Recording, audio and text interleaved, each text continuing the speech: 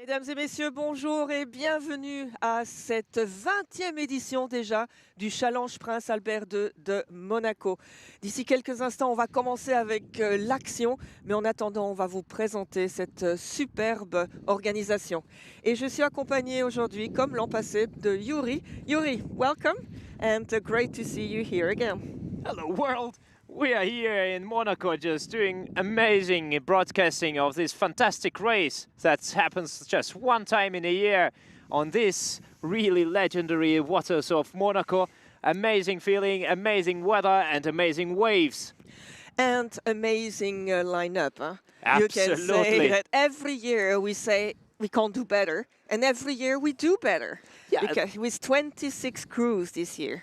19 nations that are participating in this in this year edition of the Prince Albert Challenge. Yeah, and it is from Austria, France, of course, New Zealand, Kiora, New Zealand, Slovenia, Germany, Ireland, the Netherlands, Turkey, Croatia, Israel, Poland, United States of America with Vesper, Spain, Italy, Portugal, Ukraine, Finland, Monaco, of course, and Great Britain. And this means 130 participants, 20 crews of 5 people. Can you imagine what is really a challenge for all the logistics around the boats, around the crews, around the transportation? Because as we know, the harbor of Monaco is really very small. So you have to put all those boats, and those actually a fleet of almost 75 boats, 70 boats that are just sitting here in the harbor of Monaco. Yeah, unfortunately, there are quite a few people who are helping out on this. And we also have to thank, I think, the Yacht Club of Monaco, because we're taking up a lot of space of the quai there. And yeah, there are no sailing boats today. It's just about rowing. Well, we have to be really thankful because we use almost all the exterior space of this club. But nevertheless, I mean, but this is, I think, for sure one of the most elite coastal regattas in the world. So it's kind of understandable that we can use this space once time in a year. Yeah, of course, because you say it's exclusive. Huh? We have more than 30 world champions competing, more than 20 Olympians, and 7 world champions and Olympic medalists, even from here, from the last Paris. 7 Olympic champions. Yeah. And 30. More than 30 yeah, world exactly. champions in general. Yeah, it's just incredible. Fantastic numbers. Yeah. Fantastic numbers. And we will have the time to present to you the curriculum of all these people, because while they are racing, we will see them. But we have some big names, and let's just have a flavor before we start of these big names. Of course, I think everybody who knows rowing knows about Martin and Valen Sinkovic from Croatia. The 2 crazy, very mighty Croatians that were delivering the world's best results. Multiple world champions. I think they have more medals from the world rowing events than anybody in this world. Really competing together already for so long time. And now they are already for the 2nd year trying their best and gonna try the coastal experience and, you know, in the best place in the world. Yeah. Here. For Martin, it's actually the first time, and I was in the bus with him, and he was a little bit, excited, I would say, about the challenge, because his brother Valen told him that it was quite bumpy last year. And they are triple Olympic champions, Rio, Tokyo, and Paris. They switched a lot from double to pair. They came back. They tried in the 4 with the 2 brothers Lonkarich, but now they're back together and prepare for the next Olympics. Can you imagine again? I can imagine, but as I said, they said, even after the last Olympics, that they announced that they can continue to row. It's just a lifestyle, you know. It's not just being performance athlete. It's just more about living this sport and just enjoying their lives. So I really, truly believe that that's exactly what they actually wish from their life, and they're really enjoying it. but the body needs to follow because it's not that easy. It's their job. And he was saying something funny. It was, yeah, my life is about being quick. So that's it. We also have another Olympic champion from Paris 2024. That's Caroline Florijn from the Netherlands. She took a year off because she wanted to concentrate on her studies, and now she is back into business. She started because there are the trials shortly in the Netherlands. You know, I know already Caroline, I think, for almost 11 years, because we used, the first time I met, it was 2014 in Hamburg. She was a spare there. I was racing in the junior world. It's so I was following her life, like her athletic life, like all the time. And a very talented young lady, and already with some even decent coastal experience, because last year they were participating at the endurance racing and also beach sprint in Genoa. In Genoa, beach sprinting with her brother, with Finn. And last year they were already as well here too. Yeah, and you say she is like this. You talk about her brother, but also the father. Absolutely It's just generations of Florijn who are good in rowing. We also have Lauren Henry, Olympic champion in Paris 2024 in the women's squad, and second this year in the singles curl in Shanghai in September. Really a very young athlete, maybe one of the next uprising stars, and she's already delivering such a great results. I believe in her, so that's going to be exactly the person also to follow on this weekend. Yeah. Valentina Rodini from Italy, she's also an Olympic champion from Tokyo 2020 in the lightweight. And we see quite a lot of lightweights who come to coastal. Well, since the lightweight is not more Olympic sport, they are just seeking for additional racing, and they are trying their best to perform in the coastal world. And we see that, for example, the Olympic medalist Gabriel Soares is also on the start in this competition. He was already debuting his coastal career last year here in Monaco as well. So another fantastic person to follow. Yeah, he was Olympic champion in Tokyo in the lightweight double, indeed. Second. Then we have Anastasia Kozenkova, Olympic champion in London 2012. It's a little bit further away. Wow. But she was competing all this time in the flat water, mainly in the quadruple sculls, representing Ukraine. The last result was in Paris. They were competing, they were fifth. Absolutely fantastic, and you know, already I would say such a great performance over the last decades of rowing. Yeah, and we continue with Jan van der Bae. He is a very new world champion because it was in Shanghai in the men's 8. They've been trying so hard, the Dutch, to get that medal, that Olympic title in the men's 8, and they got it they got a world champion title in Shanghai, both the men and the women. It was incredible to see. Fantastic performance, and the next big name, I would say, even already in the coastal world. Because shifting from the classical rowing, Magdalena Lobnik, who were the bronze medalist in Tokyo 2021, then made her debut in coastal racing together with her sister Katarina Lobnik. They're both racing here.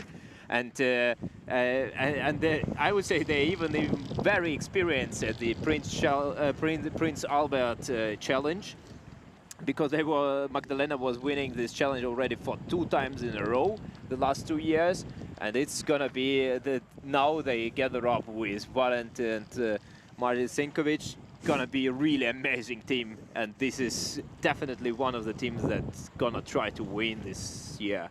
Yeah. Maybe let's look a minute at Chris Back from the USA, because he's a truly coastal and beach sprint man.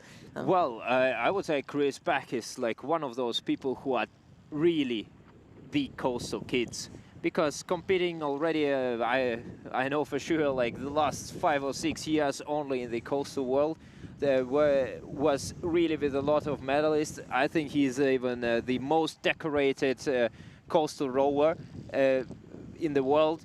Really very well prepared. They did with Mark Ori a fantastic job like earlier this year.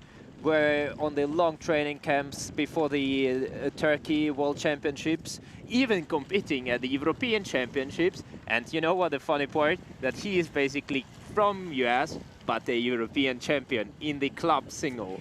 Yeah, because there was no World Championship in endurance, so the Europeans opened it to the rest of the world. And this is a little bit like a long time ago in rowing, and the European Championships until '73, I think, were open to the rest of the world. And then the World Championships became slowly an annual event. So it's a little bit back in time, but I really hope we will find host. World Rowing will find host for the endurance and the beach sprints. I really hope very much as well, because it just gives exactly this opportunity, even for, let's say, not high performance athletes, to compete with world's best, and you know, in the fun manner. Yep. And then, yeah, just to mention, we have, of course, Janneke van der Meulen and Karen Roberts, also very well known in the coastal world for so long time. And we see that the men are getting ready there for the start. Yes, as we see, the boats are already lining up, and everybody is trying to get their personal space, so they are not collide directly on the finish. We have the 3 bips, meaning that the racing gonna start in 3 minutes. 3 bips, 3 minutes, very easy. 2 bips, 2 minutes, 1 bip, 1 minute, and 1 long bip. It's gonna be it means it's a start. And this is accompanied by balls that the umpires have raised now. The 3 at 2 minutes, 1 goes down. At 1 minute, the second one goes down. And when all 3 are down, there we go. And you can see it's really important to have a good place here to start the race, but also be careful not to try and be too close to other people, because it will be a crash. Is no way. Whenever you touch somebody, you lose. Whatever. If you are in right or not, you always lose. You're absolutely right. I would say there were already so many really fantastic athletes that just crashed at the beginning and didn't have the opportunity to compete further, or they just had such a bad position throughout the next course of the race that it was decided from the very first strokes. So for all of the athletes, it's basically the main target should be just try to get in front of this field and try to find their own stroke and to find their own rhythms, and yeah, just being very relaxed through the race. Yeah, relaxed is is a way to put it. I think some of those are not relaxed. The conditions are good. They're not extreme. There is a little bit of a wave. There is a little bit of wind. So you have to see a little bit how you will position yourself, but also the direction, not to be pushed to the shore. Make sure you have. But look how beautiful it is with a very large line. And it is 1 minute to the start. Excitement grows. And the first race of this year's Prince Albert Challenge is about to start. Yeah, we see them there, all of them in a row. There you have Sinkovic, easily recognizable, looking a little bit tensed, I would say, in comparison to others that look a little bit more relaxed, but it's normal. Oh, one who wasn't really in the right direction at the moment, but they are getting ready. Look at this. It is less than 1 minute to the start. It's gonna be a huge edition, I think. The 20th edition of the Challenge Prince Albert II is about to start. Just to remind you that everybody is not allowed to start the starting line now. It's a long last minute. There they go. They're gone. Look at this. What a nice view. Can you have something better in the world? Absolutely fantastic. 25 boats are currently already on their way. And we see the first collision. There are some issues. There is something here in front. We can't see it anymore, but there was a little problem with one of the boats who stopped already. Oh, this is dramatic. That's very sad. I think something went wrong. I think either a foot stretch or something else. But nevertheless, the rest of the race is absolutely on the way. This is, I think, the Martino Goretti who got some boat issues and wasn't able to start. This is really bad, huh? And unfortunately, I can't see the numbers here. I'm trying to find how to look at this. We are a bit struggling with a technical issue because it's a bit hard to understand who is in the lead. But as we see that there was only one person who kind of stayed at the start. For the rest of the field, it seems like a very good start, and already the people are getting a bit narrower because 25 boats are spread along the whole width of the field. And at the moment, we already have the first leaders that are trying to get to the first buoy first. Just to remind you that the course is looking like is pretty relaxed, comparable to a lot of coastal races, because you have the first curve that is pretty flat, so there are not expected to be so much collisions. We see that in the lead, in the early lead, there is already a big pack together with Martin Sinkovic, with leading the field. Yeah, impressive. Let's see how he copes with the rest. I'm having the numbers in a few moments. So you know what? I have the feeling that at the moment in the lead, it's a Finn Hamel. New Zealand. From the Swift team. Yeah. I'm getting the second page, and then we are ready to give you a little bit more with the numbers.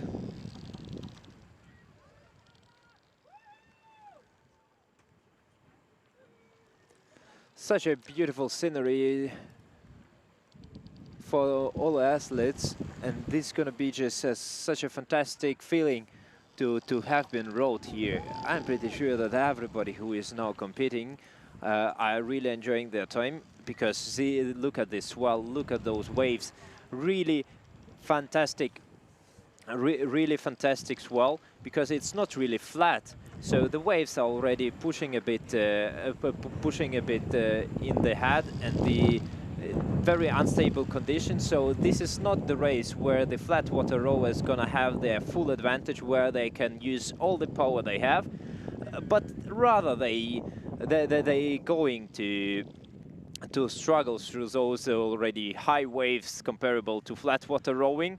And yeah, we see that the field already getting a bit spread out.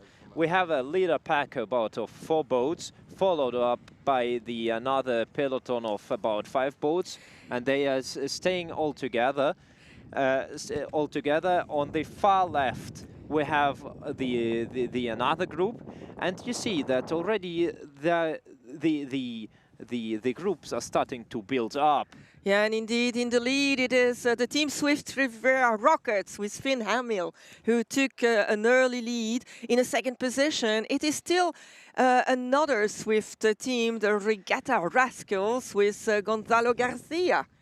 So a good start for those two, and I really look forward to see how it will look at the first buoy, because the very first stretch is about 1 kilometer 150. I think this is a very comfortable stretch for the coastal race, because to avoid crashing on the first buoy, because if there are a lot of boats that are on the same height and trying to get to the first buoy, the collisions are unavoidable. And in the stretch of about 1 kilometer, it gives the opportunity for the faster road just to get a bit more in front. And as we see, the Finn Hamel is very capable of those racing, because just to remind you, he was the 2024 world champion in the single, and that's exactly the kind of race that race strategy that he used also there.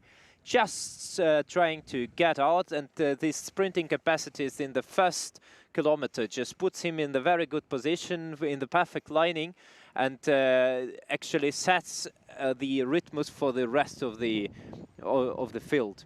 Yeah, we see that it's really stretching a little bit, but also coming together.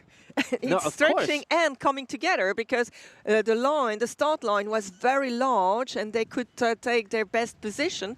But then now they all have to go to that buoy. And maybe it's time to remind people that there are no penalties here when you have a crash. The umpires have no appeal right. It is up to the rowers to do what they have to make sure it is in a good position. But look, the turn is okay. It's quite an easy turn, I would say, this one. The next one will be a little bit sharper, and there we might see other things. Yeah. It would be nice if we could have a little bit more of a close-up at certain moments to see who is there, so that we can identify the rowers a little bit better. We have the trackers, but it seems it's still Rivera Rockets who is leading. But the Philippi legends... So Martin Sinkovic is in the second place at the moment, following... following the Finn Hamel, and in the third place, it seems to be Kango. No. Yeah, we're looking here, Philippi Elite, but we also have Philippi Turbo. The Swift Surf sprinters are not very far. It's still quite close. You can see that we have battles in between. Oh no, look at this. They are too close there. The sea is so large and they go and crash. If we could have a close-up to see who those people are. But it's really a pity for them. How is it possible? Is it because of the waves? Is it because of the wind? There is something happening there. As we saw right now, that the waves are kind of looking not that high, so you are not really having the walls in front of you, but those are the hills. And through those little bumps, sometimes you just lose the control and lose this direction of your rowing.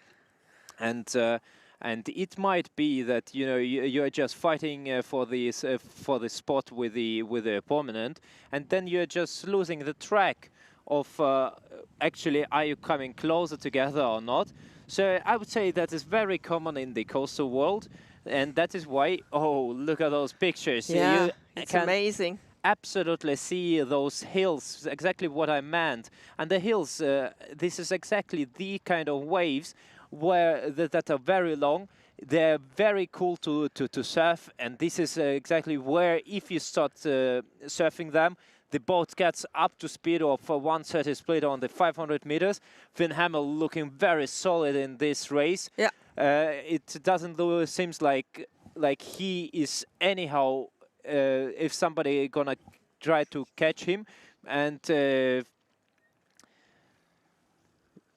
yeah, he has a comfortable lead. They're going to the second buoy, which is a little bit of a sharper one, which you have to make sure you take in a good way. For Finn Hamel, it will not be a problem at all, because he's so large, he's so well ahead of the others that he will not have a problem. He can choose the best possible line. For the others are still a little bit in a packet. They will have to be careful not to touch the others. Just to present who is actually racing in this race, during we experiencing and having some time till the finish line. So we have about 25 crews. 25 crews on the start. Who is actually, so from team, there are several teams divided by the boat producers, and there are such crews like Team Philippi Legends, and in this race it's Martin Sinkovic. There is the Philippi performance team represented by Joel Nakarinen, who is basically the reigning European champion in single. There is the Team Filippi Elite, represented by Gabriel Soares, and Team Filippi Turbo, represented by Moritz Wolf, who used to be an Olympic athlete back to 2024 Olympic Games in the quadruple sculls, representing Germany. Coming to the Swift teams, is also very important important representative who is now leading the race by Finn Hamill. And maybe let's look at him, because he's coming to that second buoy, which is quite a difficult one. And you see that he has to go a little bit further. He was too close to it, and that's dangerous as well, huh? Because with a wave, as you explained, he could crash into it. But he takes a clean turn there. Between the buoy 1 and the 2, there were only 450 meters, so it's quite difficult. And look again, a little bit of a problem in the buoy there for the rower who is in a second position, who is Swift Regatta Rascal, who is Gonzalo Garcia. So they are the two who have turned at this moment. Absolutely, very strong team. The Team Swift Regatta Rascals gather up with Anda Martin and Esther Briz Zamorano. Really very fantastic crew that's gonna be interesting to watch in the following races. And we see the following pack, and that's where already all the fights are happening, because all the boats is just so close together. And you know, it's really a very fun feeling to be in there and, you know, knowing to survive. And you see that there were some boat contacts, but actually it doesn't really matter. No, but that's a stressful moment psychologically for the rowers, because you pack there, and it's a little bit like in Formula 1. We are in Monaco, so we can also talk about Formula 1. It is, do you go to the inside or do you go to the outside? I would say that everybody's just trying the shortest curve, but I think the level of the respect between the athletes gives this very important understanding that we don't want to collide, because if my oar snatches, it's gonna be already, the race is gonna be over. So we have in the lead, the Finn Hamill, followed by Filippi Legend, represented by Martina Garet, and followed up by Rubenetti by Amos Kaiser. And in the following pack, the Kangoo Wild Racing Dynamo, represented by Mathis Notele. Thank you very much. And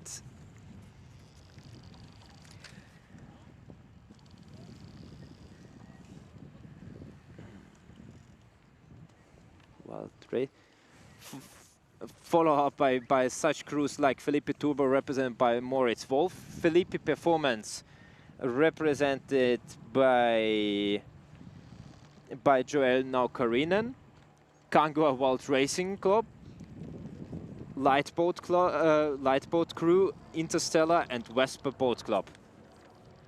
Yeah, and there is a strange thing on the tracker, and I hope that it's just because we lost the contact for a while, because if the tracker is right, Martin didn't take the buoy. So I hope it's just a problem in this. I'm pretty sure that this is some technical issue. Yeah, and you were talking about Mathis Notlet. He was third at the last World Rowing Beach Sprint Finals, actually, in the solo. Very stressed, as we know that the French have this long tradition of racing in the coastal races, and for example, one of the legendary athletes like Edwige Alfred, who were competing so many years and performing so well, So this is I would say the coastal nation, and they know how to move the boats through the waves. And here we are at the next buoy, and look again. One was caught a little bit into the buoy. The others are really struggling. I have the impression it is the Joel, the rowing Finn, who was a little bit in trouble there, and he pushed the other boat aside just to make room. And this is all about how do you do? You really have to be able to see how you will perform, but also what the others are going to do. I really think that those are already kind of a bit of the moments of the desperation. First of all, also because you understand that the leading pack through this clean turn, they're just getting every single stroke and every single second that are you spending fighting with another boat. They're going far ahead, and it's even getting even harder and harder to catch them later. And already the leading pack are already on the final stretch, and they are approaching the finish line. Yeah, and this last stretch is again a very long one. It is a kilometer, more than a kilometer and 100 meters. But when you know you're coming back, it's already a good sign. You will be close to be at the finish. Here the timing is not that important. It is position, because for each position you will get points, and at the end of the challenge all those points will be added up. And look what a beautiful sight, coming back here with the drone towards Monaco. Monaco as a sightseeing picture there. And this is now the weather is already getting warmer, and the athletes are going with the wave, so they have the ability to surf the waves and to enjoy this ride. Some of them, the positions are not clear yet, but we have already the leading pack that I don't expect any changes in the first pack, led by Finn Hamill from New Zealand and representing the Team Swift Riviera Rockets. I would say it's going to be an absolutely fantastic race between the following peloton, who are basically, from our point of view, it's almost like five to 10 boats that are almost on the same height, and this is exactly the lengths where the positions may change and where the teams are going to be allocated a different amount of points. Yeah, look, it is important to know where you're going, and when you are leading, it's even more complicated, because you have to look. And the rowers were explained yesterday that while the start list was very large, the finish line was a little bit closer. So you saw Finn Hamill there looking, where are those boys? Where do I have to go to finish between these two? Because otherwise I will not have the points that I deserve. And I believe it's 25 for a win in the solo. So important points that will already be taken here for this team, for this Swift team. So here he is, the winner of the singles call, that are taking a very curious sides back in order to get to this finish line correctly, because it's not the easiest the easier thing to do. And follow up by Martin Sinkovic, representing the Team Filippi legends. Yeah, they are just running into the finish line. Yeah. Very strong performance by the New Zealand, by the Kiwi. Finn is amazing, huh? As I said, like raining. Oh no, not raining, but the world champion from the last year. Yeah, and just to remind you, there he is, and congratulations, huh? And just to remind you that this was exactly the man who beat Ole Zeidler and Simon van Dorp just earlier this year at the Hanley Regatta. So the Martin Sinkovic takes the second place. Yeah. So first is Swift Riviera Rockets, second Filippi Legends. So he made it. Huh? He must be very proud of himself. He made it. I mean, he's a big man. I mean, he's a lot of power. And it is now Team Rubinetti with Amos Kaiser, who is coming to the finish here. What a race for Team Rubinetti. So it's a little bit of a word game with the Netherlands there. He is also finishing here. There he is. He passed the line. Fourth is the Team Philippi Turbo with Moritz Wolf. Who is...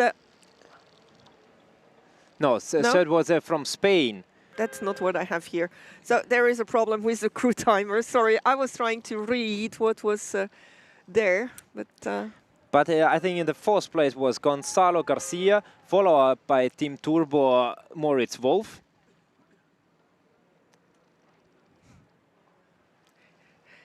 If I look here, Gabriel Soares also arrived.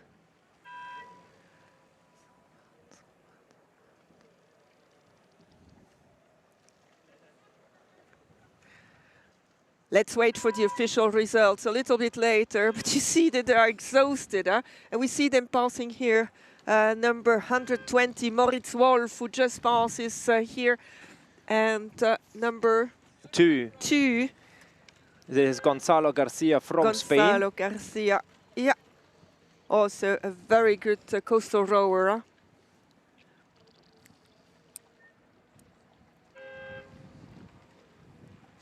So now where the last point's gonna be decided.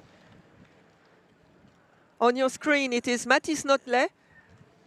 Representing Team Kangua. Yeah. Wild Racing Dynamo. Followed up by the Irish athlete from the Team Kangua. The Celtic, is that it? Yes. Celtic Club, Adam Kenny. This is Adam Kenny, yeah, indeed. Kangua Wild Racing Celtic. Next to us are passing Federico Garibaldi and Giovanni Milagari.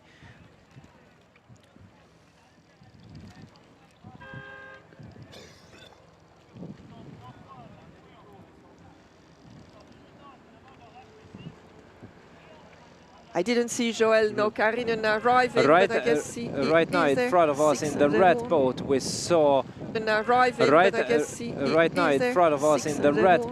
saw Justin Stevens from the US, this time representing the team The Rockets. We also have a team from Italy, from Canottiere Cerea, who are the ones who did the silver skiff, and they also sent a team here. Here number 1. Finn, very good racing, and Joel, who just comes here, passes us. No, Joel Naukerinen, who is well known for the Vesta in indoor. You know, with all those different things they have to do. So they have to compete in different.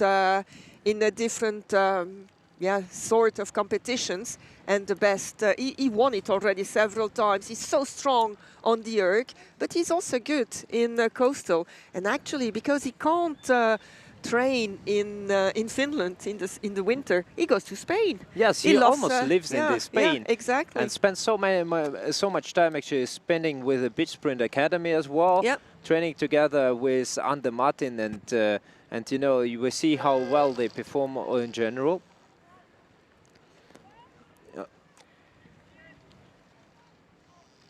And here we have then the result that we received from the umpires. So this is not an official one; it is still an unofficial, I guess. But you see that Swift Riviera Rockets is in the lead here. With Finn Hamill. So, Philippine legend, that was Sinkovic in a second position. But look, 14 seconds, which is quite a gap already.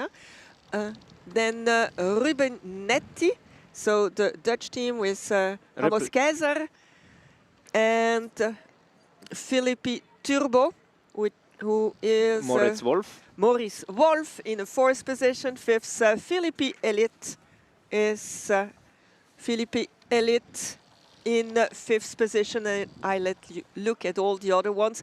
You see that we have several teams from Kangua, but we also have Aviron Monaco, so the crew, the local crew, who finished 7th here, which is a good performance as well. And I'm trying to find who is for Monaco in the list. It's Guillaume Blanc who took that on his shoulders. And we see Mr. Kelly here coming to see his crew from Vesper. They came all over from the United States, like some came all over from New Zealand to compete here. And yes, the Kelly, you know, they have a long tradition with rowing, but also with Monaco. On our screen, there are already the crews are getting out of the harbor, preparing for the next race, for the mixed double. And the lineup in this race is fantastic. And here we have a little summary of the race, so we can see how it developed from the start, where everybody was well positioned, except for one who had a little problem. We didn't really see who it was. I Martino guess Goretti. It was Martino Goretti, thank you. Yeah, he didn't arrive. And we still have 3 rowers who have to arrive. But look at this beautiful side. Good racing. You see that the way of racing is a little bit different for some. Some look very powerful. Others try to go faster into the water. Quite a different, a good board there. With yeah, it could have been worse, huh, Yuri? Absolutely. And we continue towards the second board, just to remind you, because it will be the same for the 2 next races, that it is quite short between the 1 and the second. It's 450 meters. So there you have to position you as well, because board 2, as we saw, is quite sharp. And there we are already at the finish with Finn Hamill, happy, celebrating the first win of today, which is for the Team Swift Riviera Rockets.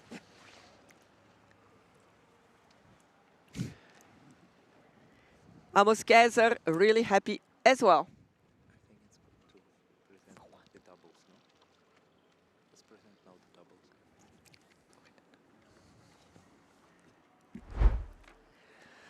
So, preparing for the next race, let's just talk about who is racing in this mixed double event. It's a fantastic lineup. So, I think starting with Team Filippi Legends. In Team Filippi Legends are real legends. Valentin Sinkovic together with Katarina Lobnik. A really amazing team. Katarina Lobnik used to be a world champion in the women's double together with her sister Magdalena, who is going to be racing the next event in the same team in the women's solo. Another really big names are Anda Martin and Esther Brice Zamorano, who used to race together in the beach sprint and also in the coastal endurance events, have multiple world championship and European championships medals. Really very strong crew from Spain representing the Team Swift Regatta Rascal.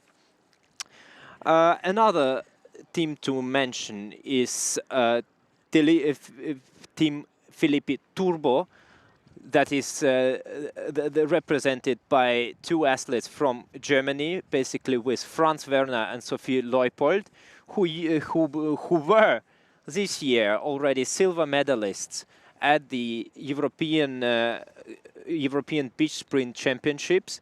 A bit, I would say, young crew, nevertheless, a very strong one, because Sophie Leopold, it's her first year in the coastal racing. Yeah. And Franz Werner was already started racing last year, but I haven't seen him that much in the endurance racing, so it's going to be interesting how well they're going to perform. Yeah, when you say that Sophie Leopold is a young one, her first race internationally was already nearly 10 years ago, No, in 2016, in the juniors. Everything what I'm saying, I'm relating to the coastal Okay. world. Because, you know, in the But I think it's sometimes good to put it in proportion to the classic rowing as well. well, another crew that is really very interesting combination is the Team Swift Riviera Rockets, represented by Carolyn Florine and Ben Mason, coming all the way from New Zealand here. A really amazing crew. I would say that Carolyn, after her gap year, but she was competing at some really community events, at some long course races. So it's going to be interesting, their performance in this particular race. And if I can just add something for Ben Mason, because it is also a good thing, it's that he has in 2021 completed 1,000 kilometers in a Swift single in row off the northern coast of New Zealand, because he wanted to raise awareness and funds for breast cancer research. We also have to mention sometimes that our rowers are not only athletes, they really build in the community. Some of them do wonderful jobs into this, and I just wanted to mention this. I think it's an absolutely fantastic activity to do, you know, like to raise the awareness for very important issues, or let's say illnesses or cureness of this illness is very important nowadays. And doing it through sports, this is basically the most important thing to do. So, the another team to highlight is the team Aviron Monaco, represented by the Quentin Antonielli, who is the monégasque Olympian, rowing together with Jeanne Roche. This, I believe in this crew, to be honest. Yeah, Jeanne, who was third lately at the European Rowing Club Coastal Championships in the double women. So, another crew, we have Team Filippi Performance, together with most decorated coastal rower in the world, Christopher Buck, together with the athlete from the Ukraine, Darina Verkhoglad. Very interesting combination, coached by Andrei Derevenchuk. Very, very interesting combination. I think that this might be a very strong combination, because Chris Pack just has so much power and so much experience, and the Daria, she's just a big girl and she has some watts. I believe in this crew too. Yeah, and she was also an Olympian, eh? Absolutely, fifth. I know you don't want to mention too much classic water. I will, classic rowing, I will do this. So, another team to mention is Team Rubinetti, and in this team are sitting really well known in the coastal community, Karin Rovers, multiple world champion, together with Janneke van der Meulen, racing a lot of racing together, a lot of events they already visited, a really giant experience in the coastal racing, joined up by Jan van der Bies, who is basically the Olympic champion, if I'm not mistaken, last year in the men's quad. No. And it's Jan van der Bae. He was second in the Olympics in the men's 8. Ah, yeah. I'm sorry for that. And this year he's a world champion in the men's 8 in Shanghai. But you know what was fun? I actually almost met him in Austria skiing, because we were at the same time in the same region. Absolutely fantastic. Just to say that Austria is best for skiing. You know, just to remind you. And also interesting for Jan van der Bae is that he's a former sailor. So he knows the sea, he knows how to take the waves, how to use the wind, and it seems to help him, and he really enjoys the sea thanks to that, because he comes from North in the Netherlands, and they're all sailors, I think. Very interesting. Another very interesting team that is a very strong one is Afonso Duarte Costa and Patricia Batista. Really very strong crew from Portugal, trained by Pedro Fraga, really very experienced one, having so much kilometers together. They were participating last year in the Prince Albert Challenge. They performed very well. And yeah, this year they were the European champions in the beach sprints, European beach sprints, and the bronze medalist at the World Beach Sprint Finals. And just to mention, one of the first races internationally for Patricia Battista was the Youth Olympic Games in 2010, and I believe that was the very first Youth Olympic Games. I think it's in Singapore, no? Yeah, in Singapore. So it's fun also to see that she grew from there to become such a good rower. And that very experienced crew, you know. But she had a real gap in racing internationally for a while. I like always to say that, you know, giving little nicknames for me, even the Afonso is like Vasco da Gama de coastal rowing, you know, because really very talented and very, I would say, motivated athletes doing so much hard work, like through the course of this season and ending up actually here. So another crew, where two very strong athletes are Charles Cousins together with Eva Karppinen. Charles Cousins, really very big name in the coastal community, also having his very high results in the flat water. Big man, big watts, and also very capable of dealing with the waves. And Eva Karppinen, together with Joel, they were the European champions this year and the silver medalists last year. Yeah, and I would like to see how they will be sitting in the boat, because yesterday they were doing some tests to see who will be in the bow. And yeah, I look forward to see what was the best combination for them. And Charles is so recognizable. Yeah, absolutely, with his little Dakine hat. Yeah, like, you know, it's absolutely remarkable. We can always see where he is. And thank you for this, because it's easy. And we see that some are still on the pontoon. So I can't see. I think that 204. That is a Team Kangua Wild Racing Celtic Clubs, represented by Jack Moylan, rowing together with Kate Dunn. So another really well-decorated team that's gonna be interesting to watch is Team Filippi Elite, together with David Mumolo and Gaia Umbracevani. The interesting thing that Gaia is always racing with Quentin Antonielli, representing the Monégasque rowing club at the European club races. So it's, you know, it's going to be a very interesting race to see how they compete against each other, because I'm pretty sure that they're going to have their internal fights. And, you know, just you know, the matter of respect. But that's also the good thing in rowing. While on the water, you want to be the best. Off the water, you're friends. Absolutely. And this regatta is special for this, because I think it's the only one where you can row with your friends. And some of them will be competing against each other, like Lauren Henry and Caroline Florin, but now they row together. So it's quite interesting. I would say the rowing world is just so small, and it's better just to stay all together and, you know, just enjoy the racing, enjoy the time. And, you know, basically we're sharing the same passion. And, you know, I have even the feeling that it's almost like yearly meet, just to have fun together. Let's say you train, you do a lot of work, but nevertheless, there are all the people that are here are really same level of investment of the time in the preparement, in the whole training, in the training process, a lot of emotions inside. And this is exactly what gives people the connection.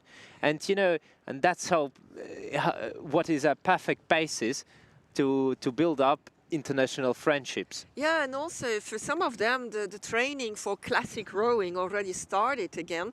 But this is like a very nice parenthesis for them. They can come and, like Chris Back was saying, this is just the perfect end of the season for the coastal rowers. Absolutely. Because you can't find a better place to finish, and especially with this weather. Aren't we lucky?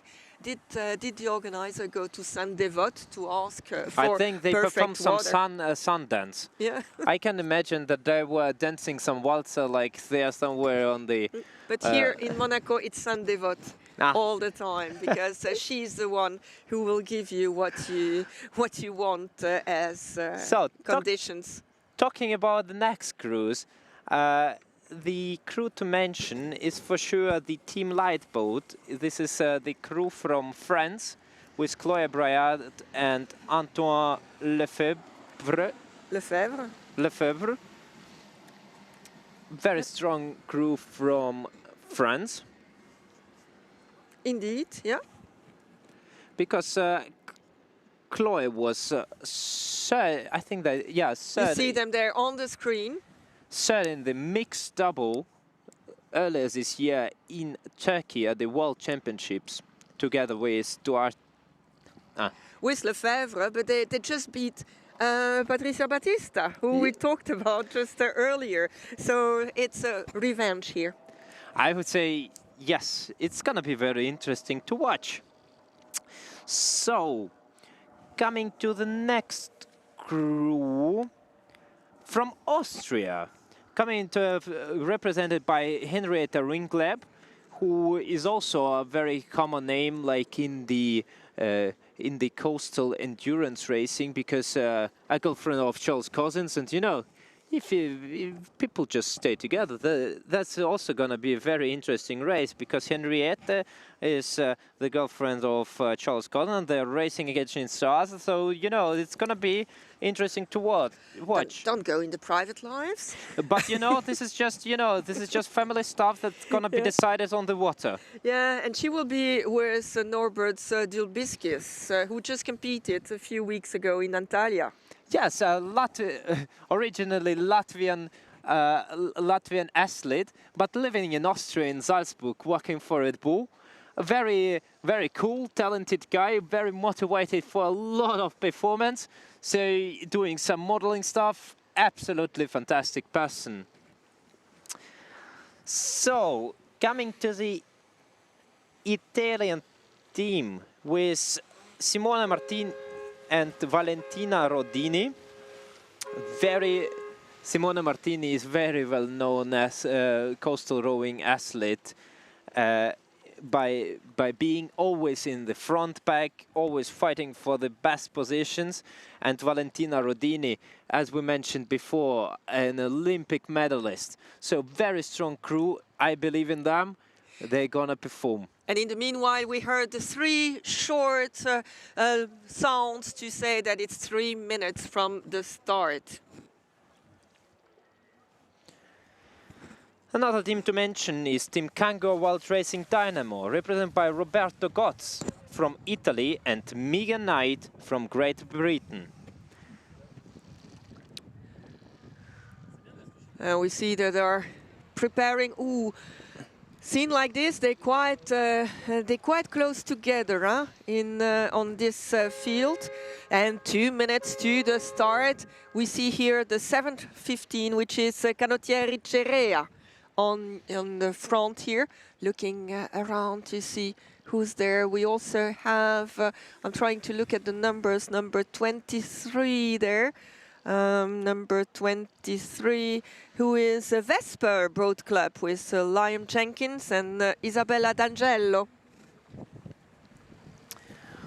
201 is Kangua Wild Racing Cosmos, Ariana Noceta and Lorenzo Baldo. There are some big numbers there. We see clearly Charles Cousins. We recognize him, we don't need to look. I love it for that. We also see the Riviera Rockets there, Ben Mason and Caroline Floren. And it is 1 minute to the start. Well, this, you know, like for the mixed doubles, the boats are already bigger. The boat's already bigger, and at the start it's already getting a bit more complicated to keep them aligned in the perfect line, and to find this perfect line for the first sprint. Wow. Because just to remind you, that the first sprint is deciding a lot in positioning for the further racing and sets up the rhythms for your the race overall. And with this site, we can see that some are a little bit further, and you have to be careful not to cross the line. Huh? If you take a false start, it is a 2 minutes penalty, which is huge. Huh? Absolutely. In this. But one boat is in a very bad position there as well. And here we go. Let's see what happens. It's a clean start, it seems, although there were several lines and they were very close together. But I have the impression that everybody started in a good way. Look at those pictures. Is it not the beauty of the rowing sport here? What we experience right now on our screens is absolutely amazing view. All the teams departed pretty well. I think that the team Rubinetti, together with Karin Roberts and Jan van der Beek, they are already trying to get into the first leads because we saw them. They positioned very well, and I think that they have absolutely fantastic position for the further development of this race. Yes, we see the yellow boat and followed up by the team Philippi Legends together with Valen Sinkovic and Katarina Lobnik. But we should also look at Aviron Monaco. They know the place here. Huh? They know how to get the best line to get to the first buoy. They know these waters. They know how to row. It's going to be just such a carnage. I hope not. I mean, but yeah. Oh, there is. Look at this. There are three boats there. Can we have a close up? What is happening there? I the think boats are just in between together. What is this? And it's Rubinetti, no? Yes, it's Rubinetti together with Team Filippi Elite. Wow, this is a nightmare. And there as well, you have 3 other boats in a pack, and another one coming and crashing into it. Please look behind you. Oh, careful. What is this? This is ruining the chances of these boats. Huh? We always say you have to be careful. We see there that they're trying to get away from each other, but none of them wants to give the room. It is incredible. Look at this. Can we see the number of this one? And there is one. Oh, it's Charles. It's Charles Cousins. No. This is the Chloé Breyer together with Antoine Lefebvre from France. And the broken oar. Yes, they they're all broken from team light boat, so they are not going to compete further. Very, very, very pity for those 2 athletes, because those are a really very talented and very strong crew. But as you see, as we were talking during the first races, that it's better to avoid collisions just for this particular reason. Yeah. That you can pull all the watts in this world and, you know, be the strongest one. But after all, if you don't have an oar, you can do absolutely nothing. Nah. And it's a very sad situation also for the team Rubinetti, because Amos Kaiser was fighting his life for the 3rd place in the men's single, and everything was supposed to be perfect also for the mixed double, because they had this early lead, but something just went a bit wrong, and because of this collision, Karin Roberts and Jan van der Beek, they just got a bit out of this track. And it's quite amazing because they are experienced, especially Karin Roberts is very experienced into coastal. Would it give them some... we see these images again. Look, the 3 boats on the left, and these ones is Chloé Briard and Antoine Lefebvre together with the team Rubinetti, with Jan van der Beek and Karin Roberts. But will it not give them some adrenaline and row even harder? Well, but you know, they might get adrenaline, but let's be honest, I mean, this is already, they have a lose here about 30 to 40 seconds, so this is already a giant advantage. And we see that Patricia Batista together with Afonso da Costa, they already are in this early lead, performing really very well. Very solid performance. And just ahead of the team Swift Riviera Rockets with Ben Mason and Caroline Florin. I'm very happy for Caroline this year, because the last endurance races, it was a bit of struggle for her, because they were always involved in some kind of collisions. And see here, what a pity. They come back here, the team from light boat with Chloé and Antoine have to row back. The oar is broken. This race is 0 points for them, unfortunately. Such an unfortunate development of this race. Nevertheless, we see the German flag's oars together with Franz Werner, together with Sophie Leopold. They crashed. Oh no, they crashed also a bit. There is a little collision. I think there is no snap in the oars. Sophie is continue to row. What is happening in this race? They're all crashing here. Well, they're too close together. They all. It's because we have such a level of rowing. They're nearly at the same place. Huh? And this first buoy is another moment which will be very important to look at. Well, I would say this is a very challenging race. And you know, if the conditions are right now very tricky because the wind is starting to pick up, so you have all those little bumps what you see on the screen, and they are already getting a bit more tricky. So they can just shift the nose of your boat just some slight half a meter, 1 meter, and then you're already losing it a bit, the control over the boat, and maybe even the focus just doesn't allow you to control every single little movement of your boat, and it just gets then into the another. Yeah, but wouldn't it be better if you are an experienced one to say, okay, I might lose 2 meters, go a little bit further and take a best line and not to be in a crash? Because this is so important for them, because they're not rowing for themselves, they're rowing for a team here. Well, that's true. But nevertheless, as we see that still this leading pack is much closer than we experienced the race in the men's single. I would say that in this race everything is still open and nothing is decided yet, because from this perspective what we see right now, the difference between, let's say, first and seventh place is about of 20 seconds. Yeah, not even. Yeah. And in the coastal race is absolutely nothing. Look at this. They're really close together. Very, very close race, as we see. And I think there is already happening some movement in and change in the positioning.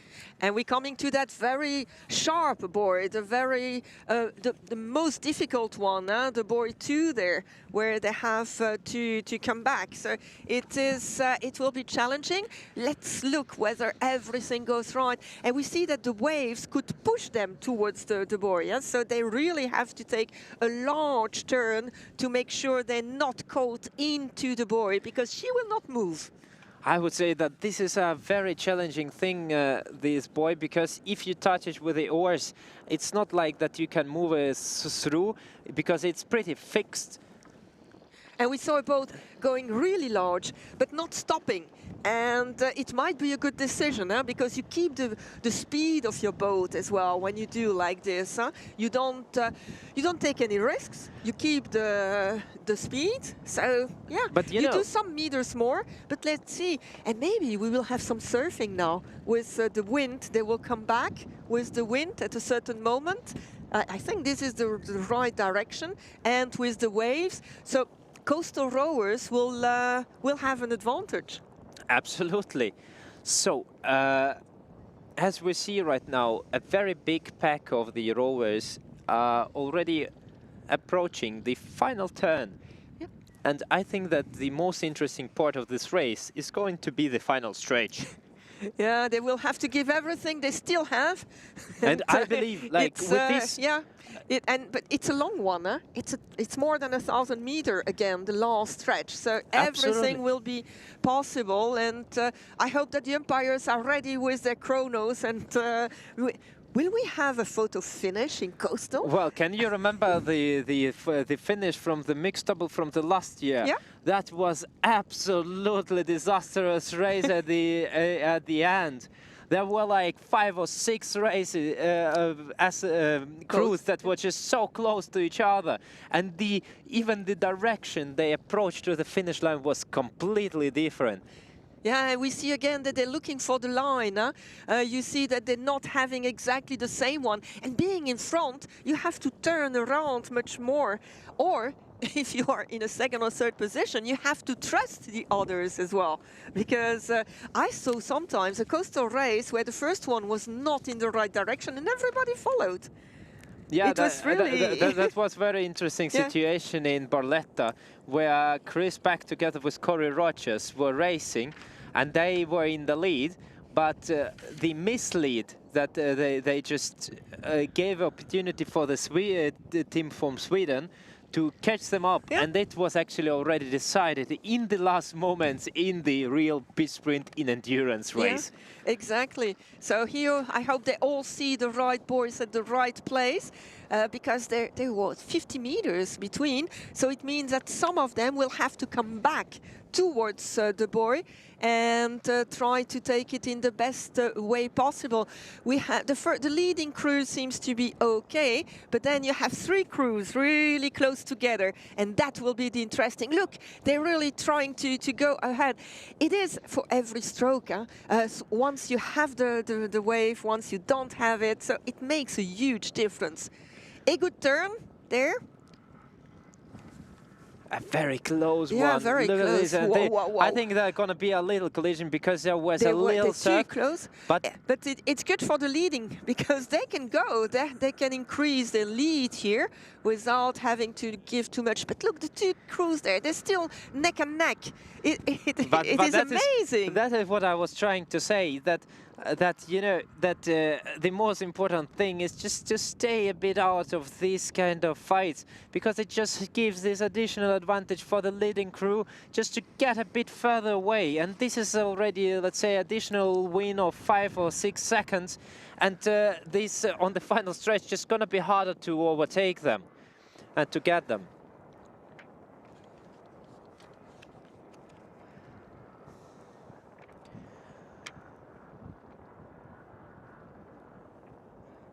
As we see after the last buoy, the field is just getting a bit spread out. So the positioning is just getting a bit more clear. And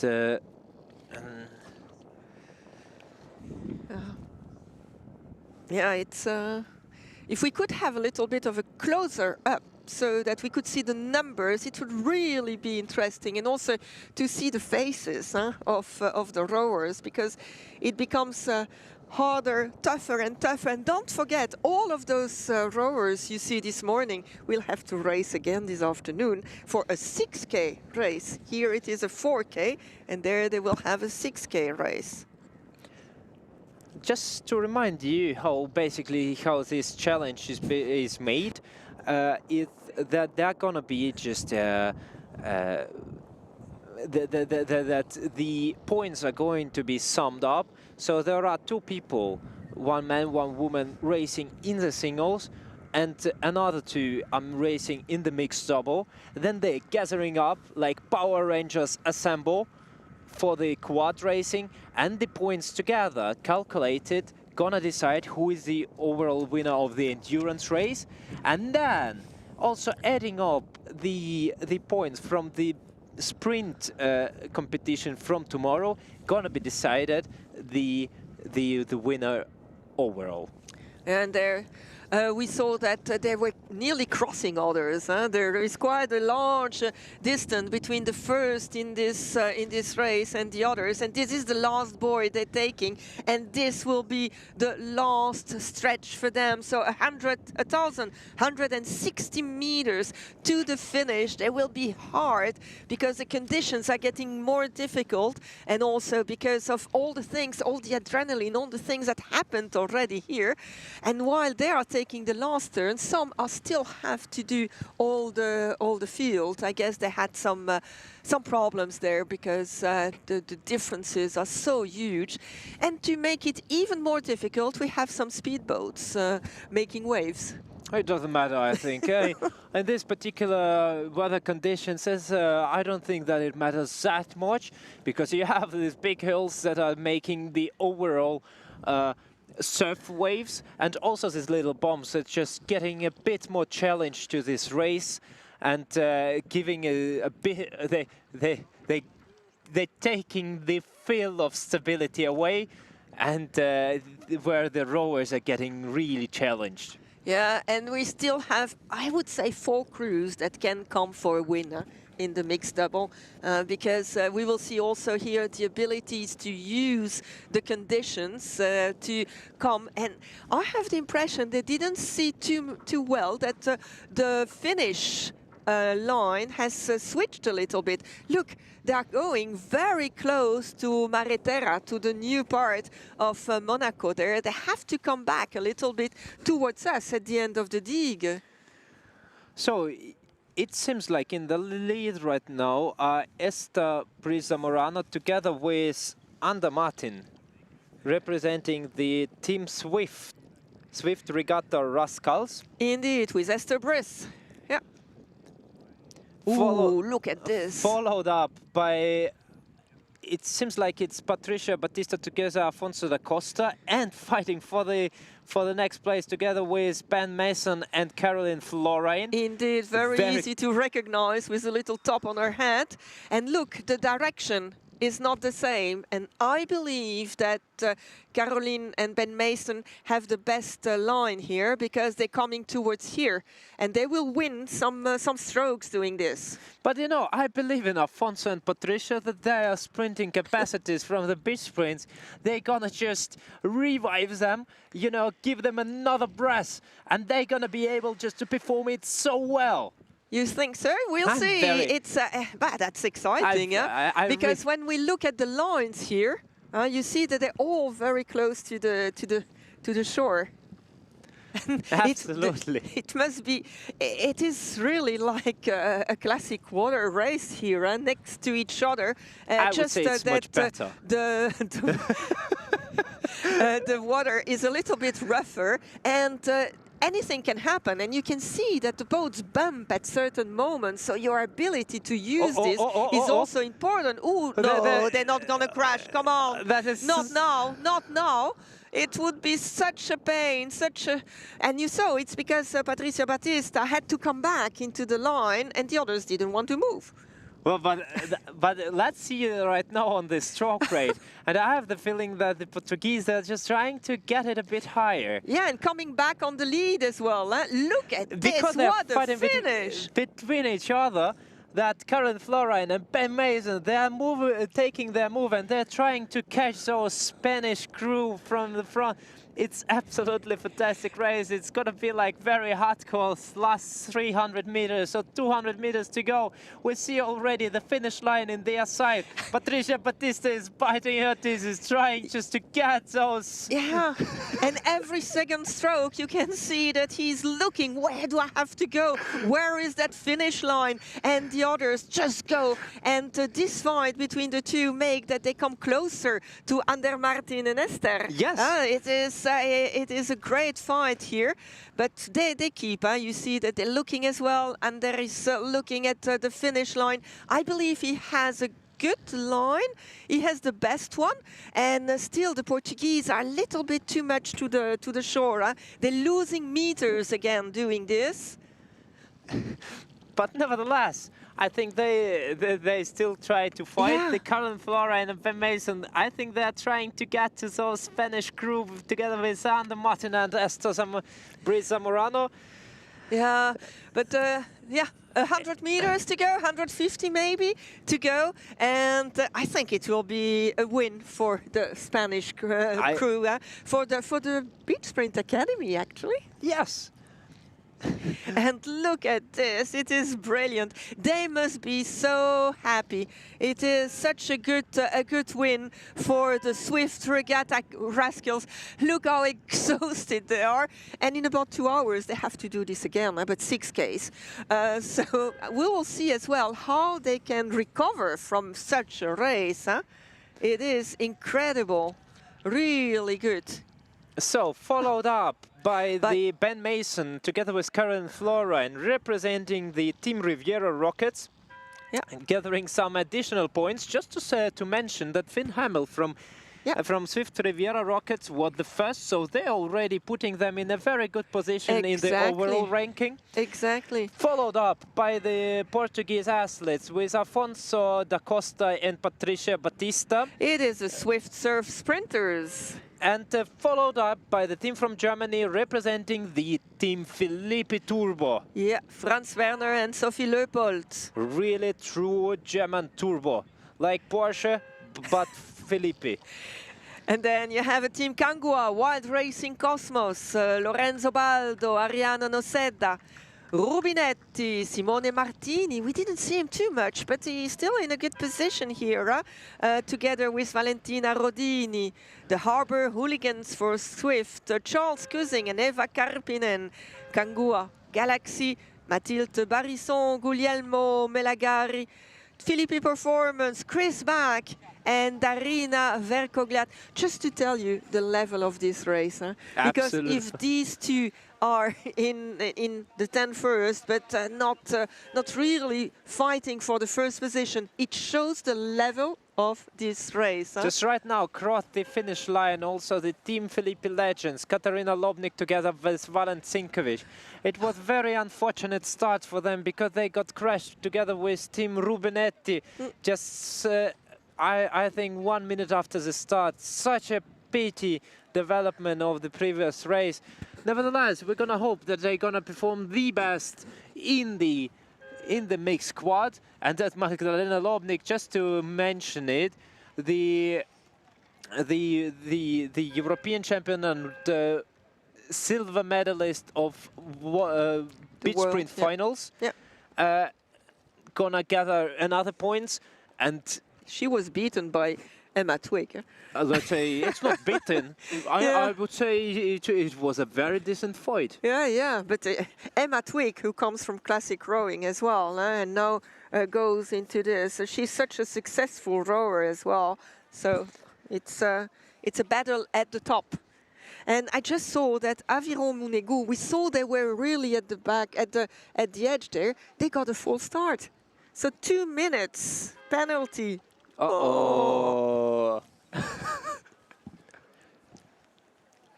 And here we have 204 who is arriving. That's the Kangua Wild Racing Celtic, Jack Moylan and Kate Dunn, who just arrived as well. And we see that some are still at the last buoy. Yeah?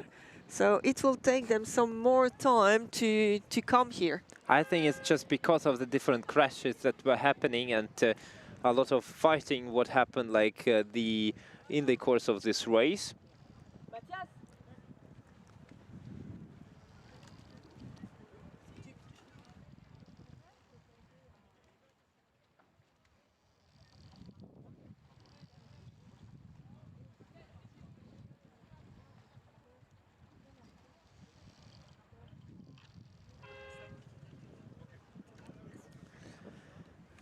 So beautiful pictures we experience right now in our looking on the hello with Chinese blades. The Chinese blades, but this is actually the people from Austria, from very far west, from Austria, from Bregenz, coming all the way here to Monaco. Just to remind you that Austria doesn't have really a sea, but it has a Bodensee. And this is a really very big lake, and sometimes the waters are getting very rough there.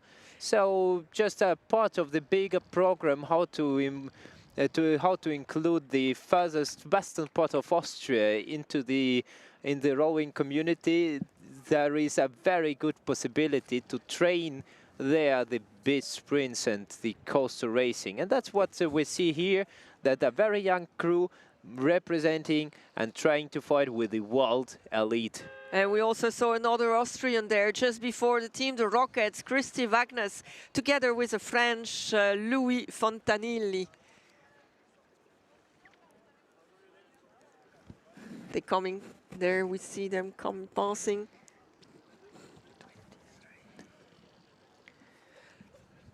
Liam Jenkins and Isabel D'Angelo for Vesper also already crossed the line. We're still waiting for some of the boats there. And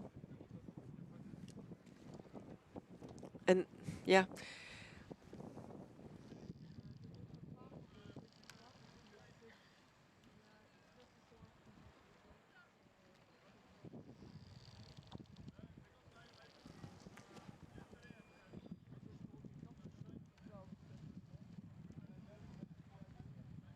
but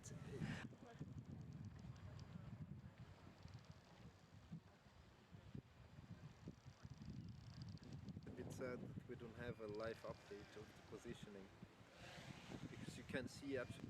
I mean, you know, we are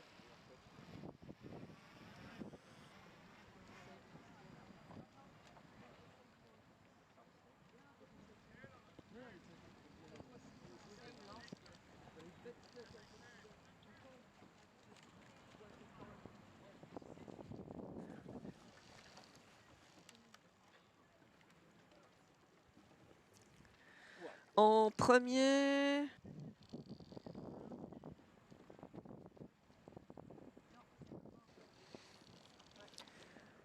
So we are seeing that all the crews already got to the Duisburg area, and we already see that the signals for the next event already getting departed to the warm-up area. Just to remind you that this is gonna be the next event is the women's solo.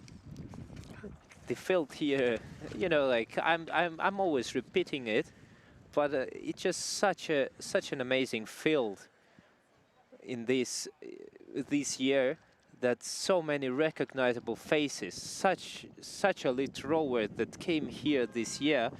It's just unimaginable. Yeah, we're waiting for the last ones to get in. And we will have a small replay of the race, which was a very, very interesting race with a lot of things happening. Look at this. Even at the start, look, there is a boat, two boats which are not in the right position. No, this is tactics. Yeah, tactics. But if you crash immediately, it's not called tactics anymore. Huh? But well, they didn't crash from the beginning. It's somehow they were fighting like really a bit later. Yeah. Because you see right now, exactly what we see now on the picture in the right corner, that Team Rubinetti and Team Filippi Legends, that's where they are. No, that's with Chloé light, Briard and Antoine Lefebvre. Yeah. But this is already the result of the first collision between Rubinetti and Team Filippi Legends. And we also saw Monaco, who started too early. It was clear on I didn't want to say it from the beginning. Yeah. Because you know, like I wanted to wait for the official result, but for me it looked very well. We're not on the line, so it's difficult for us to say.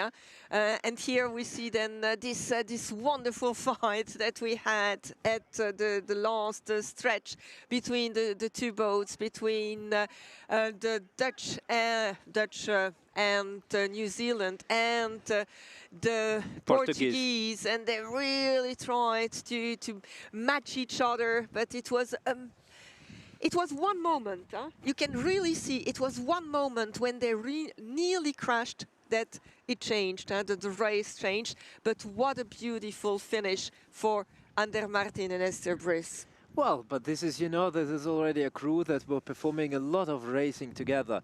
And just to remind you that Esther is currently studying at the Oxford University and also is going to compete at the boat race between Oxford and Cambridge in the Women's 8 next year in April. Yeah, she told us this, and she also has a little business that she's running, so she does a lot of things. She's very talented, really young lady, very motivated. Yeah. Fantastic. And here we have the result for this race with the points, and we see that three swift boats in the three first positions here. The Regatta Rascals, Rivera Rockets, and the Surf Sprinters. Then the turbos from Filippi, Kangua, Wild Racing Cosmos, Rubinetti, the Swift Harbor Hooligans, Kangua, Wild Racing Galaxy, Filippi Performance, Beach Blast, Filippi Legends, Filippi Elite, Rubinetti. They finished 13th, so they came back well, they made a lot of positions. Yeah, but they lost 1 minute 40, which is quite a lot. And you see that for the moment, the Israeli Rowing Federation doesn't start. For them, it's a new thing as well. Huh? And they come here to see how it works, to have a little bit of experience. They will perform in the quad, I think. I don't know whether it will be only tomorrow in the sprint or whether it will be this afternoon as well. We will see in a while. But you see that there are quite huge differences for some. And unfortunately, we have there the lined boat that broke an oar with a collision. We saw very frustrated Chloé Briard, but yeah, that's life. It's part of the game. And you know what the funniest part? There is absolutely no protests. Yeah, so that's good. I saw sometimes protests that were waiting, and nobody could take a decision because, yeah, it's a very complicated business. So let the rowers decide themselves. Let empower them and do their stuff. They are clever enough. Rowers are known for being very clever, for being educated, and they know what they're doing. So they have to take the right decisions. They're not juniors anymore. They're already adults. We're adults with a lot of responsibility, and they already know how the boat works. And like, you don't want a collision, just move your way out. It's okay. So we still have one race this morning. Yes, finishing up the morning program is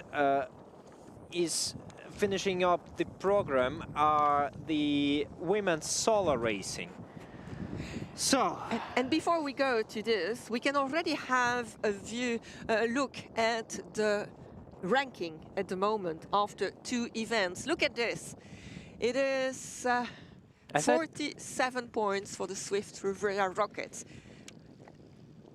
I would say that, as I said, very strong performance by the Swift Riviera Rockets, because Finn Hamill won the single, and the Ben Mason and Karen Florine were second in the mixed double. Yeah, we can see it there with 25 and 22 points. But I'm very happy to see that the Team Philippi Legends, after all, they have still a very good overall position, despite their collision in the mixed double, because that's basically what cost them a lot of points right now. And just respect for the legends, don't forget about it.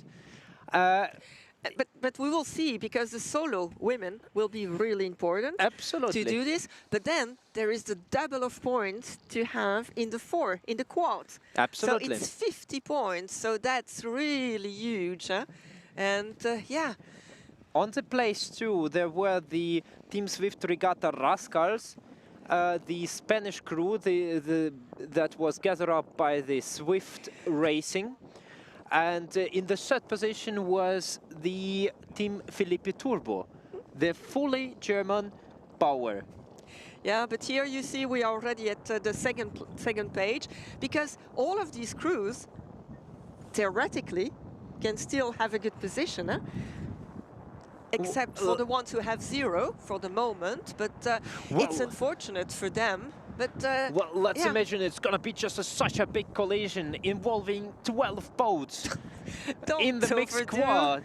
And the mixed quad, and let's say even the teams with 0 points may come somewhere in front. Just saying. I'm I'm not a hater, I'm a believer. Yeah. So I can imagine it might really happen. I would love it. I would love it for them. I really hope everybody can have this. Really, it would be brilliant. But shall we start presenting the solo women? Yeah. I would start presenting the women's solo by Janneke van der Meulen. Janneke van der Meulen, who is just in front of our screen. Yeah. Is a multiple world champion, very big girl from the Netherlands, absolutely fantastic mother, really amazing person, so happy to see her here. The next one who is going to be racing here is Magdalena Lobnik, as we said, the athlete, one of the most decorated even coastal races in the world. Magdalena Lobnik represent Team Philippi Legends. And the what fabric? Absolutely. It's Volkermakter fabric. Her own brand, absolutely fantastic logo with a in my personal opinion, very noble message to this world. Just, you know, to have fun, to also include some, you know, rowing fun for the community, for the let's say just normal people. There is such events like rowing disco, and this is a very interesting concept. And it must be so nice to be with such a champion, to be coached by such a champion and her sister. Let's not forget. And both of them are doing a huge job. Also for rowing itself, that they're doing a real good job. So, coming to the next big name, is representing who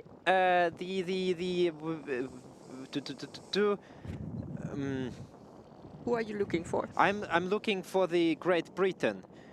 Great Britain.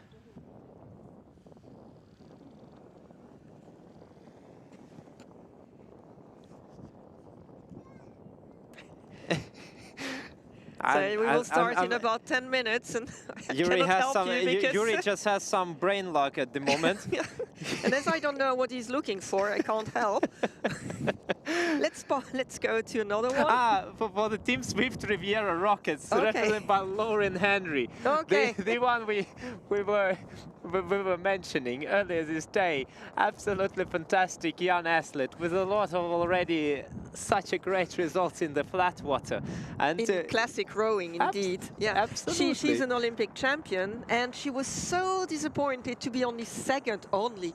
Who will not dream from a silver medal at the World Rowing Championship? But she was so disappointed. But Imogen Grant, another big name in British rowing, came and really helped her through this moment. It's going to be very interesting how she's going to perform even in the single race. Because, you know, like the one thing is performing, let's say, in flat water. But as we know, that in coastal is just a bit another world.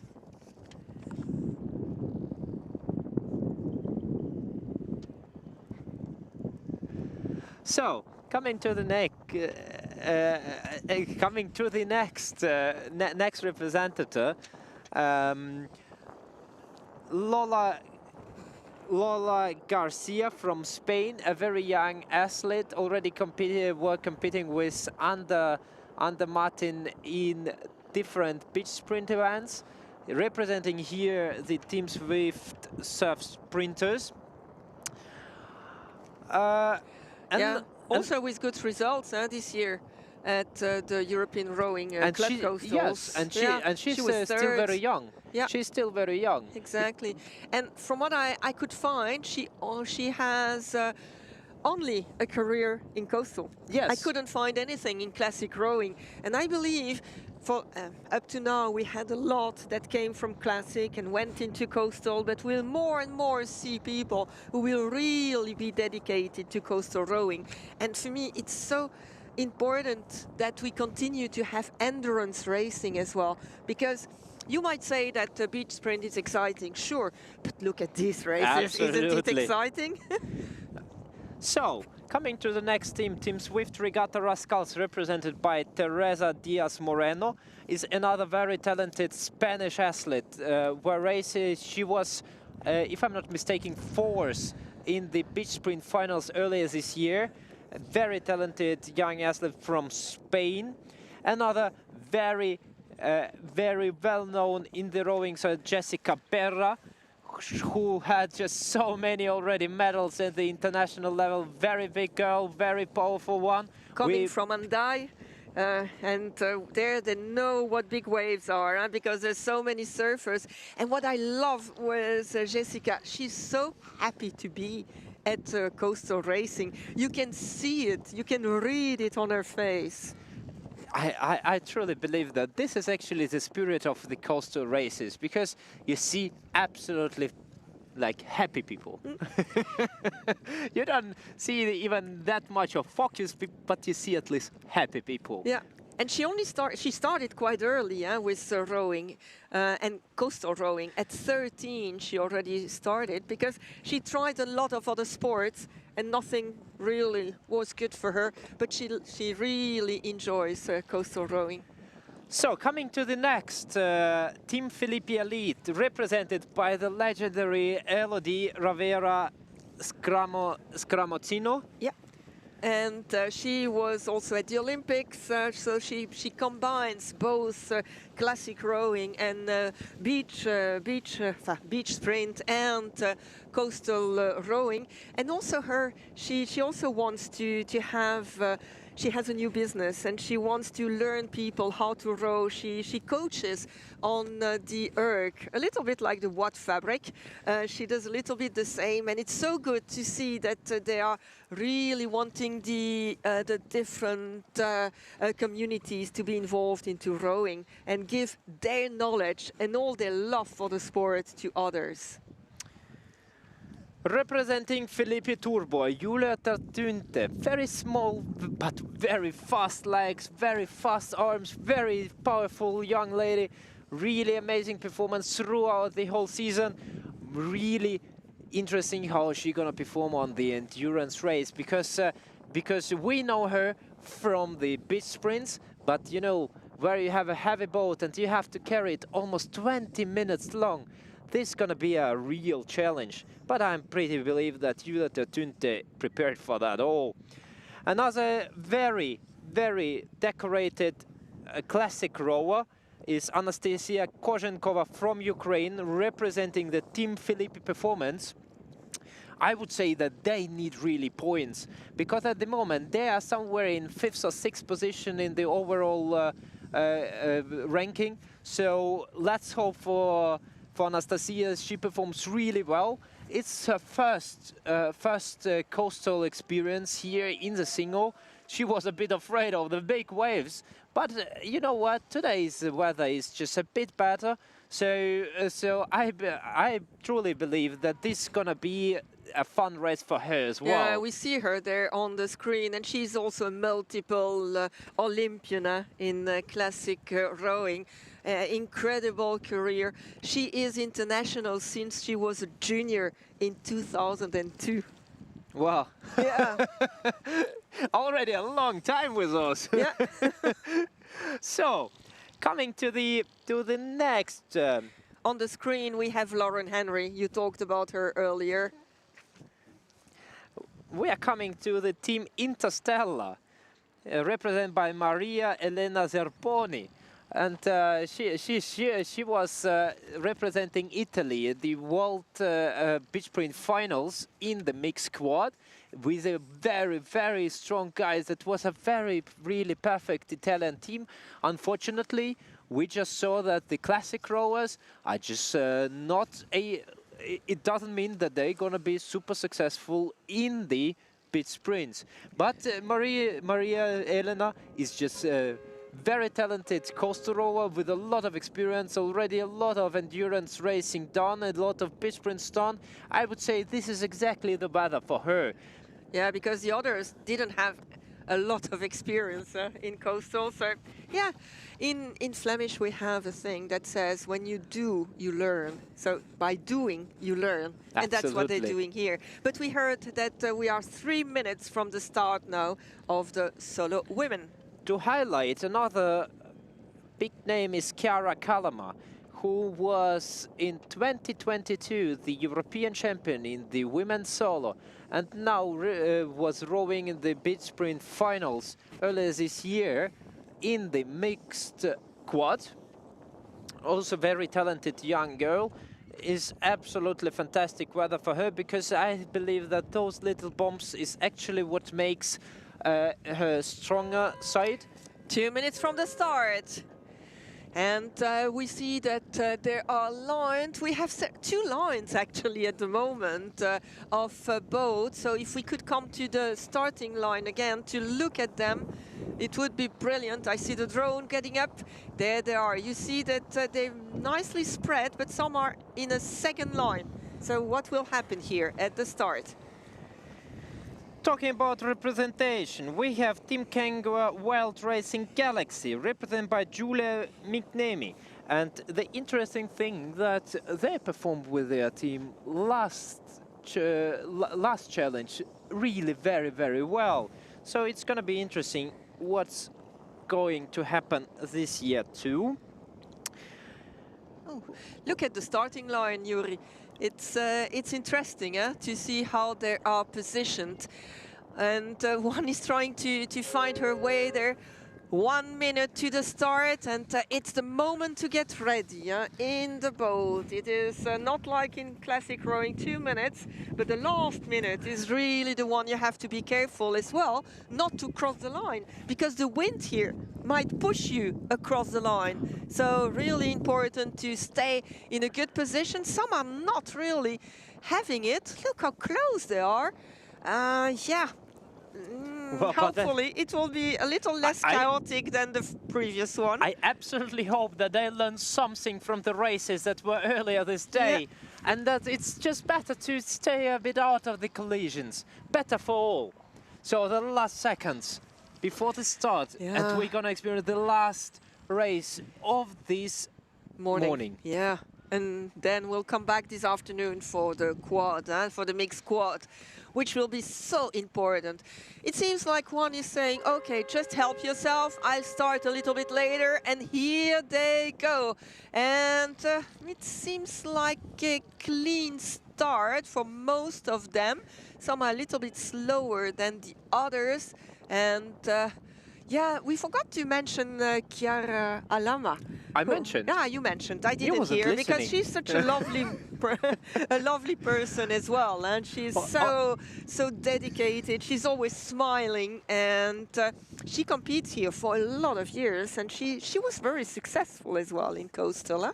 So we have a start, and we see already that the first strokes are very important in this race, and very tight field.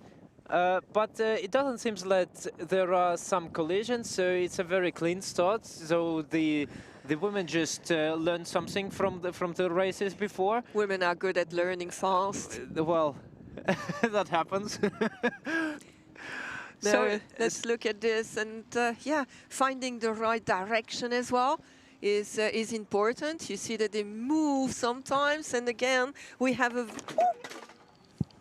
Sorry. Here is a technical issue. Patricia decided to crash her laptop. It's okay. Nevertheless, just to continue watching the race, the field feels a bit spread out. It doesn't seem to build up a leading pack yet. But I believe that approaching to the first buoy, it's gonna be even always closer and closer, and the people I just have. Oh, look at those fantastic pictures. That's exactly what I was talking about, because in the previous races we already saw that there was a leading pack and there was a peloton that are trying to catch with them up, but at the moment we have a very even field. We have I think like 3 boats that are a bit more in front, or 4, but as far they're approaching to the first buoy, they're gonna have to be closer to each other. There is a little possibility of little collision, what we saw just on the bottom of the screen. Anastasia Kozenkova is just at the moment really in the lead, because the first two women just were fighting with each other, and they were struggling a bit with finding the perfect line. So it gives just a little opportunity for the, let's say, coastal newbie to get in this little early lead. Yeah, beautiful pictures here as well with the sun here, and yeah. I think it's Magdalena Lobnik who is already also trying to make her move in order to do the first buoy. Taking the being on the left screen, so being a bit out of this big pack that on the right, I believe that she knows exactly what she does, and it seems like a very good line for Magdalena Lobnik, just trying to go directly to the buoy, and the pack of 3 on the right, they will have to make a bit longer distance to this first buoy. Nevertheless. I think that they are almost all on the same line, and Anastasia Kozenkova together with Magdalena Lobnik are at the moment in the lead.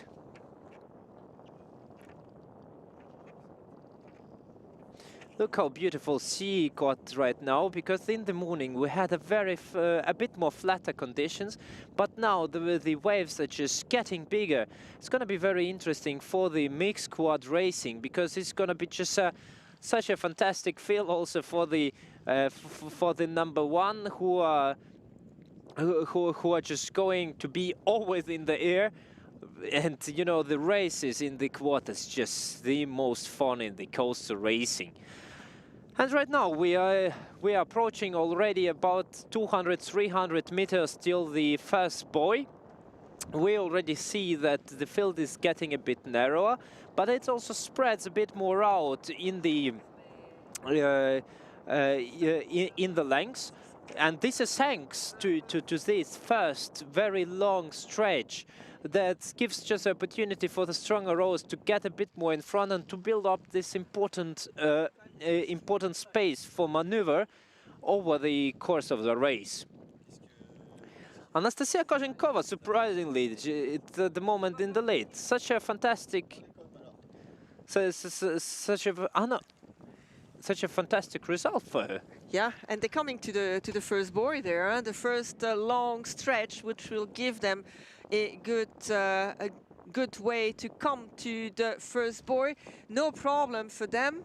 Janneke van der Meulen, look at this. Actually, we overlook her completely. She was too far. I think she was just too far ahead. Look at how well she performed till now in this race. Really fantastic result from the Janneke. Really a very big lady. She knows how to row all those waves. Really very experienced one. Followed up by Anastasia Kozenkova, by Magdalena Lobnik. And I believe that in this leading pack there is also the Lauren. So the first buoy is done. We see a little collision involving 4 or 5 boats, but it's I don't think it's anything bad. It's just a little closure. And I'm nearly there with the numbers. Sorry, my PC had a little bit of an issue. It doesn't like falling down. So the fill is spreading a bit out. Very comfortable stroke rate by the Janneke van der Meulen, trying to get the best points for the team Rubinetti. Just to remind you that they suffered a big collision that took them a lot of points in the mixed double of Karin Roberts and Van der Beek. Jan van der Beek. Van der Beek. I'm reading it like a German, you know. Van der Beek. So yeah, and she's trying to get the most points in order to put their team like the best in this overall ranking. And that's also the thing about this event, because it's a team event, so you have to help your team. You have to give everything. And all this responsibility that you carry on your shoulders. Exactly. It's absolutely. It's not easy work. Yeah. So on the in the first place is Janneke van der Meulen, followed up by Anastasia Kozenkova, and on the very far right we see Team Legends represented by Magdalena Lobnik, and this pack of 3, that's going to be interesting to follow them on the next turning buoy. Exactly. Because if they're on the same height, it cannot be that they're going to just, you know, do just a parallel turn. So somebody will try to be a bit more in front before the buoy and try to get the nose a bit more in front, so just to take a bit better curve. Yeah, or take a little bit larger, so not having to stop too much the boat, but continue to keep the speed and go, because it's not a very closed one neither. Huh? So you can do it. And we see beautiful double side here with the first that passed there without any problem. But what a difference is taken now. Look at this. Absolutely. And all the others coming. But look how respectable the women between each other are, huh? That's I mean, normal.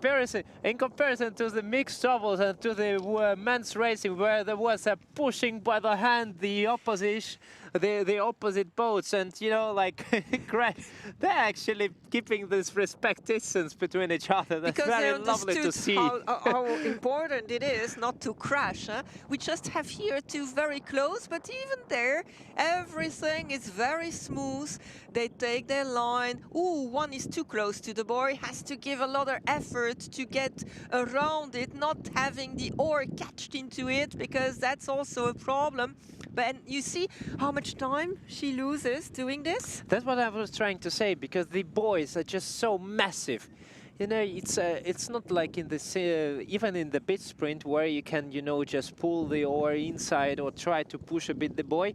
Just to remind you that those buoys are actually GPS driven. They're So, dynamic buoys. Yeah. Exactly. Those are even trying actually to stay in the place.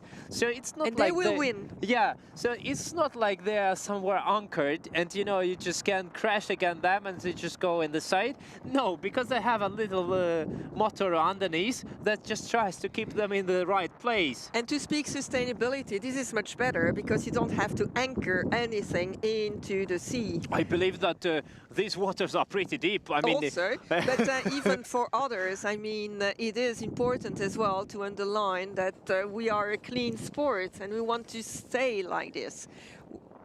I mean, the Prince Albert challenge is supported and also has a collaboration with DAF, the Animal Foundation. So I would say the values that are trying to represent by the rowing community are perfectly noble. Yeah. And we see that there is a big difference between Janneke in the front and the two others. I have the impression with the turn she increased her lead again.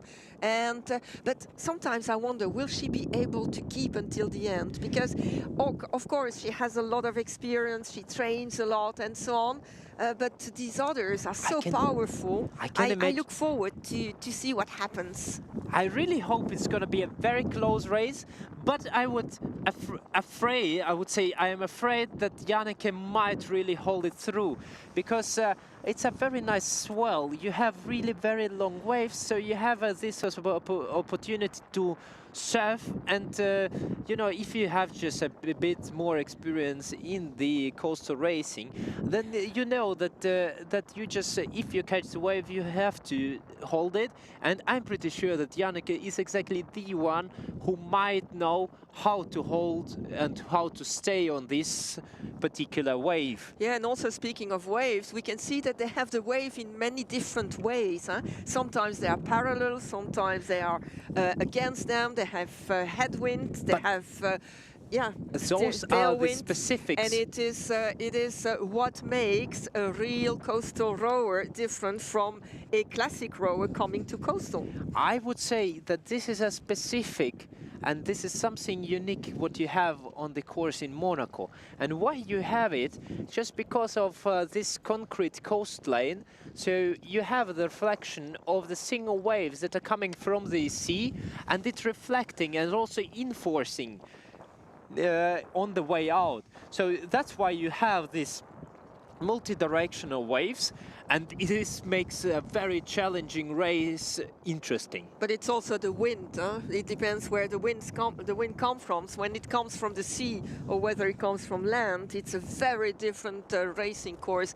And I personally believe that this makes it much more interesting than beach sprints sometimes, because you really have to be able to work with these different conditions, and you have to be a total rower to be able to do it. You know how they say that at the beginning, where the beach sprint was not so, let's say, popular, where it all started with the beach sprint, that was interesting, let's say, opinion that that, you know, like the actual coastal racing is not beach sprint but the endurance race, just because this is where you need exactly this agility and also the rowing capacities. And that's very interesting how it develops right now. And in my personal opinion, this is just two different styles of racing.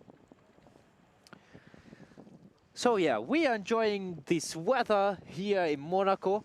Absolutely fantastic feeling right now. It got warmer.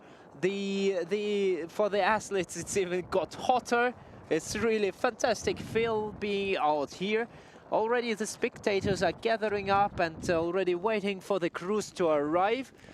Really, we see that there are even the normal, like, let's say, just the people who are just passing by, and they are already gathering up here in order to watch what is actually happening here. Yeah, they can also follow everything on a big screen there at the Absolutely fantastic. end. So it is a very good publicity for rowing as well. And just to mention, we are commentating here, but it's also in direct on TV Monaco with French commentators. So people can watch it either on YouTube or on the television if they want to listen to it in French.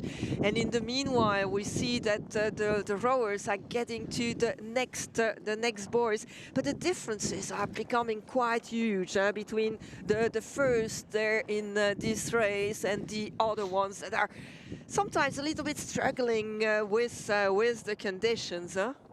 So as I said, I was afraid that just for the sake of the interest of the race, that Janneke will hold her position, and we see that is a very solid position. I cannot imagine what may go wrong at this point of the race. The field got really spread out. Just to remind you that the weather conditions are just getting a bit more complicated because of the wind, because the wind is picking up, the waves are getting a bit bigger. And just to mention it, that in the women's solo, comparable to the mixed double and to the men's solo, the race just takes a bit longer. So the percentage difference between the single, so the field spreads even more out. And you see that they are at the last buoy there, and we can really watch the differences between the way of taking it. We had one very, very close, the other one larger to take a good speed to keep it, but it doesn't prevent Janneke van der Meulen to continue her lonely race at the head of the race. Lonely? Not that lonely, because we have both Magdalena Lubning and the Ukrainian rower Anastasia Kozenkova. That's it. You are better in these names. Well, I grew with them a lot. Exactly. So we can complete each other. And now we see that they're coming. They're still fighting together there under the two teams to try to get this second position. And Janneke is in a spectator seat there. You know, I grew up watching them on the national TV, so I would say they are like idols for me, after all. Yeah.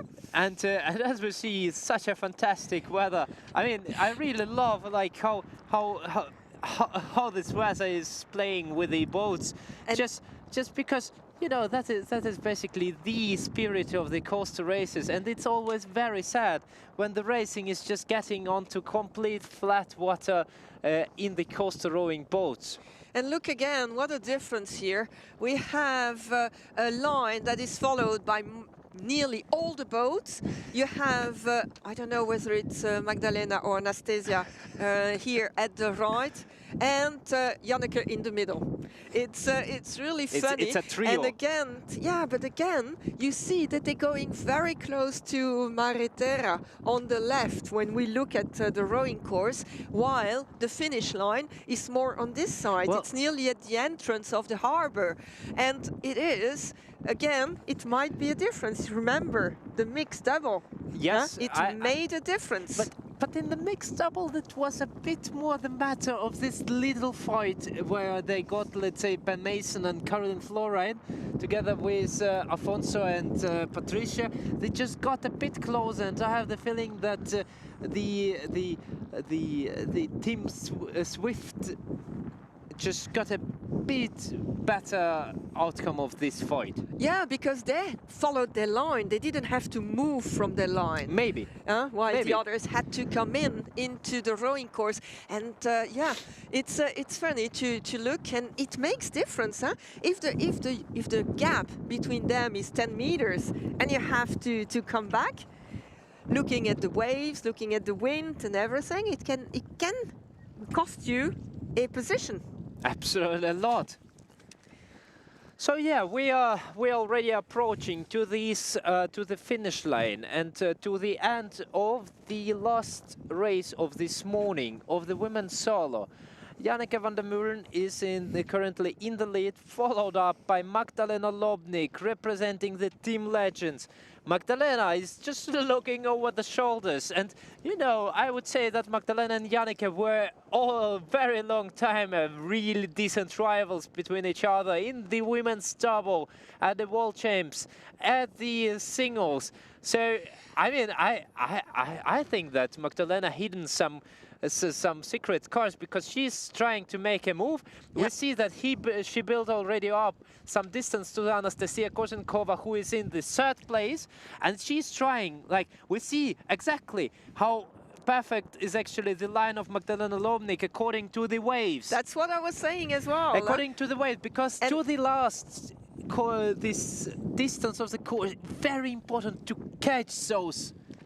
And also you can see that the watt fabric is really there. There's such a big difference in the style between Janneke van der Meulen and Magdalena Lobnik. You can see that one is a little bit shorter and makes more strokes a minute, while you can see that Lobnik is really giving that power she has.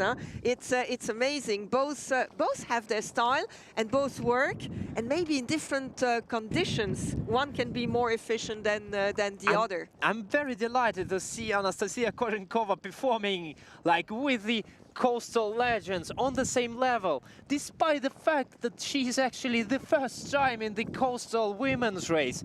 Really amazing performance, but it's just, you know, where you see that the quality of the rowing, it doesn't matter, are you a classic rower, are you a coastal rower, if you just know how the boat works, how you pull the boat, how you push it forward, then it's gonna be absolutely great performance. But you see that Anastasia now has to make a move to come back to the finish line.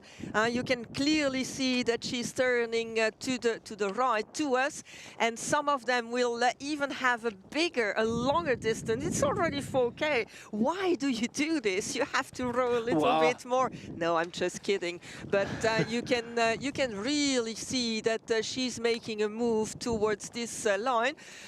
And now it's a little bit weird. I don't see the second boy, but we see that Janneke van der Meulen is really already coming towards the entrance of the harbor. Maybe that's a good point to make, because you can see it clearly, and that's what she was looking for as well, Lobnik.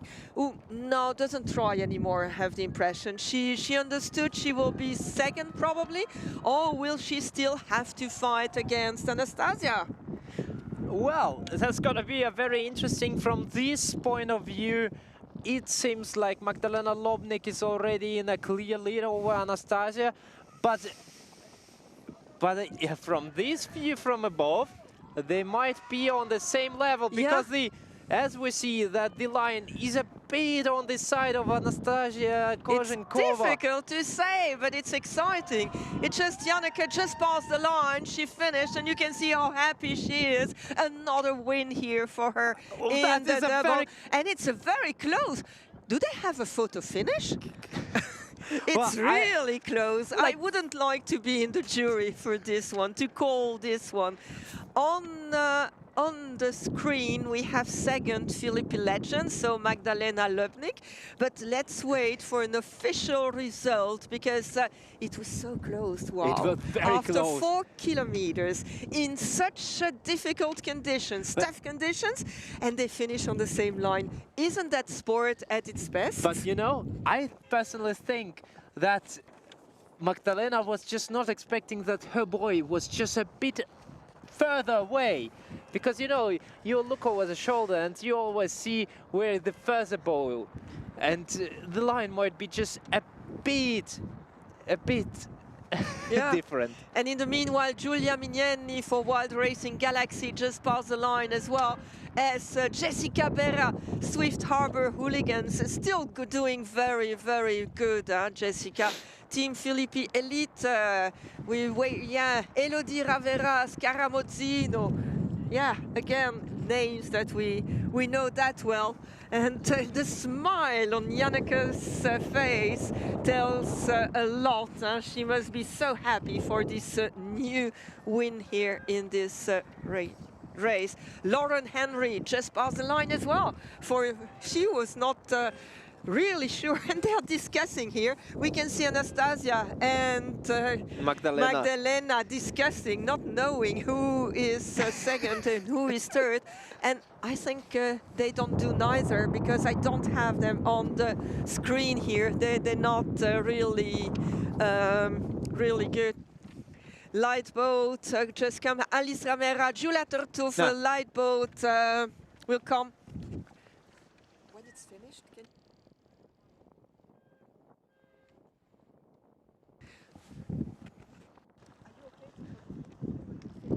okay.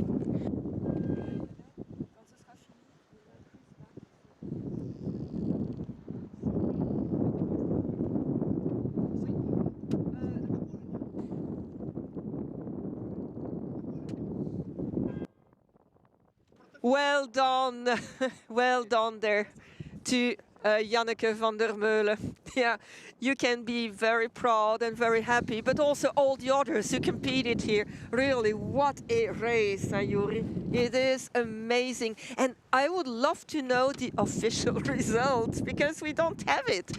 We're waiting for it, and I see that the president of the jury is over there, and yeah. But I don't think that there were any false starts, so it's only like the deciding who was in front. From my personal perspective, at least what I saw on the picture, that Magdalena Lobnik from Team Legends was just slightly in front. Just slightly, I think, 30 centimeters. But yeah, still. Yeah, it's that's Aviron Monaco, I guess, coming towards us, no? It's Austria, it's Chiara Lama, she finished. She seems quite exhausted as well, but well, I still mean, with a smile. She can't do otherwise. You know what I would say? I mean, these are very tough conditions out there. Yeah. And as you see, that there are still rowers on the course. So almost already like 3 minutes after the first leading cruise, still there are actually 4 minutes. Yeah, that's what I'm trying to say. Yeah, 4 minutes already. But it's normal, in the solos you always have much bigger gaps, and in the quad it will be brilliant. It will be absolutely fantastic. I'm really already delighted to see Zoe's performance later in this afternoon. Yeah. And I hope, dear viewers, that you're gonna join us as well there, because this is actually where the whole beauty of the coastal rowing sport is going to be really on its highest end, where 26 quads gonna start from the same line in the same time. Just to remind you that in the world rowing events, it's just 20 maximum starters, and here we have 26. So the scenery, it's just gonna be fantastic. And while the last one will cross, let's have a little recap of this fantastic race.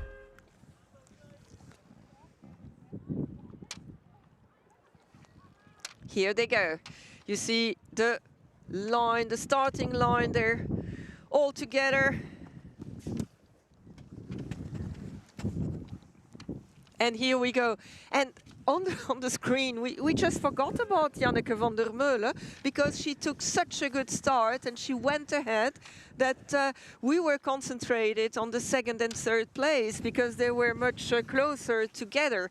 But that gives always a good advantage when you have she was just on far right. Yeah. I have the feeling that she was just one boat that was really far right, and we never saw her in the picture. And it was really surprising, even for us, dear viewers, because we also didn't know about it, that she was in complete lead. Indeed, and we can see it here, these beautiful turns that they're taking. And as you said, a lot of respect between the different rowers in this event. They saw what happened and how dramatic it can be to have a clash, and they decided to avoid this at all means.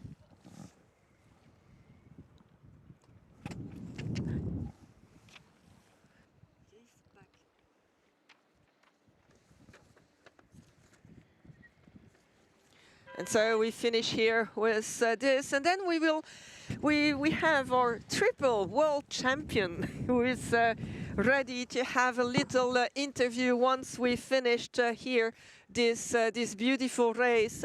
Yeah, so we will have his feeling, because Yuri, you know about coastal, but we're still on the ground, so it's good to have the impression of someone who was there.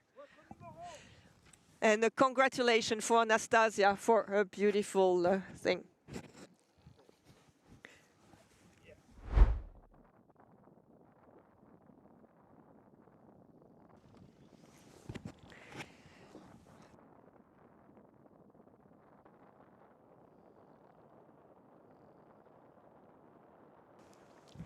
So, I'm delighted to have Chris here next to me, because, yeah, as I was saying to Yuri, we don't feel what's going on there. So how were the conditions, Chris? Yeah, the conditions were a little bit less than yesterday. I think the wind is starting to shift now, especially from the men's solo this morning into the women's solo getting into the late morning. So we noticed a little bit of shift in the wind. In the double, we felt it a little bit coming more from the shore. Now it's shifting a little bit out to sea. So you get a little bit more play of the swell and the wind, especially coming into some of those buoy turns.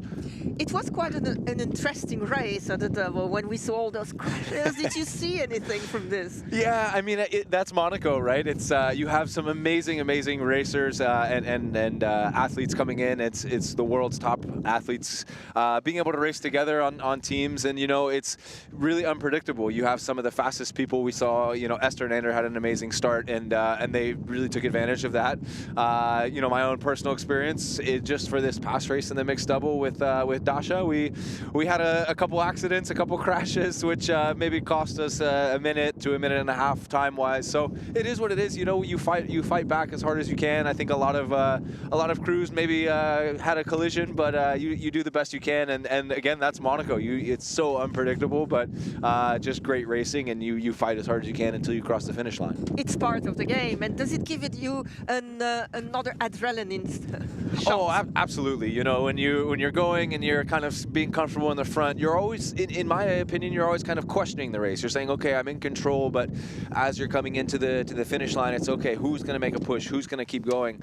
But it does give you that a bit of adrenaline after a collision. Yeah, and we see here a little bit of the race. Maybe you can give us where you were in this. Yeah, you can see on the bottom of the screen there's some boats facing the wrong way, actually. And so you begin to wonder, okay, what's happening? But you know, when you're in those types of situations, all you can do is work with the crew next to you. You know, sometimes it is frustrating, but you need to take that moment to realize, hey, how can we work together? Because nobody wants to be in a collision. Nobody wants to be in that position. So it's just communicating with the crews next to you and the athletes next to you and say, hey, let's do our best to push off of each other and get out of this situation so we can all continue racing. And together. Together, yeah, absolutely. Again, it's always together is the word. How do you feel about the mixed quad this afternoon? Oh, because it's so close together and all those amazing crews. Absolutely, the mixed quad it's one of my favorite events. You know, you look at how the results are shaping up from the morning, but the mixed quad it's worth the most points. So no matter where you finish in the morning or where your team may have finished in the morning, the mixed quad is a great opportunity to be able to get back into the point system, and then of course the sprinting on Sunday. So nothing's over until it's over. So I think everybody's excited for the mixed quad, especially talking to a few of the athletes that came off the water in the mixed double. I think everybody's excited for the quad to be able to maybe get some redemption and more importantly, get a clean race in with no collisions. Yeah, we are excited as well, Yuri. We're looking forward. We can't wait until it will start. But thank you very much for joining us, because it's not that warm for you neither. But, absolutely, and thank you to CPA and the organizing committee to again hosting the 20th edition of the Challenge Prince Albert. So it's again an amazing race, and thanks from all the athletes. Thank you, because without the athletes, nothing will happen. Thank you very Wonderful. much. Thank you. And we didn't get the official result yet, so I guess there is still a little bit of a... Yeah, it's still looking at the images maybe to know who from Magdalena or from Anastasia was second and third. But I guess we will wrap up in a few moments, and we will come back this afternoon with more excitement. And yeah, also thanks to all those wonderful athletes that we have here. And it's funny to hear that they thank the organizing committee. Of course, it is thanks to them, but it's also thanks to the athletes. They give us wonderful racing. This morning was a lot of excitement. I would say we experienced really great racing. We had absolutely fantastic races in the mixed double with some collisions, with some setbacks. So the overall points are still very interesting situation, and this is a very good prerequisite for absolutely fantastic performance in the quads. Because in my personal opinion, the crew that just got a crash, they cannot, as Chris correctly said, just try to get the redemption for it.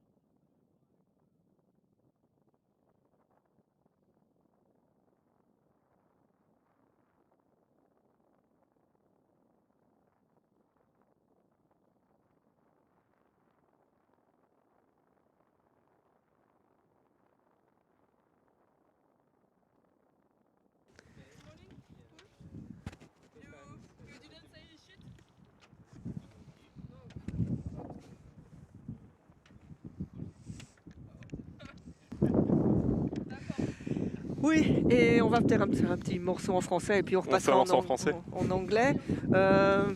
Quentin, qu'est-ce qui s'est passé? Tu connais la mer ici, tu sais, et quand même vous vous êtes pris une pénalité. Oui, on la conteste. Ah, d'accord. on la conteste beaucoup. C'est pas nouveau ça. Non, non, c'est la 4e année qu'on a des déboires avec l'arbitrage ici, avec mon équipe, et 4e année d'affilée. On a toujours eu des soucis, et cette année, donc on nous accuse d'un faux départ. Pour moi, on est sur la ligne, on la dépasse pas, et on voit sur les images du drone, du coup, qu'on voit là, la bouée du départ, la bouée bleue là-bas, et l'autre bouée du départ est alignée. On connaît bien l'endroit, et pour moi, on n'était vraiment pas devant. Sur les images du drone, au bip du drone, donc le bip arrivait avec un poil de décalage par rapport au départ de la boule, à savoir qu'en mer, la descente de la boule fait foi pour le départ. Donc nous on est parti à la boule et on n'est pas parti, pour moi, sur un faux départ. Donc apparemment il y aurait une vidéo, mais on ne veut pas nous la montrer. Okay. Donc voilà, je serai d'accord avec les images.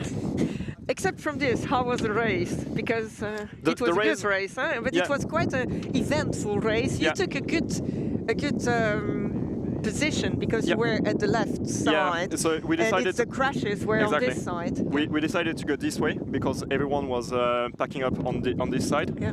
And we know that it's not too much of a problem starting this way because you got the waves from Maritera going back to the sea. So we actually took some surf going back for the boys, for the boy over there, the first straight ball. Mm-hmm. So I think it was pretty nice to start this on this side, and yeah, the field was pretty high, so it's always cool to be in a field like that. And did you watch some of the incidents, or?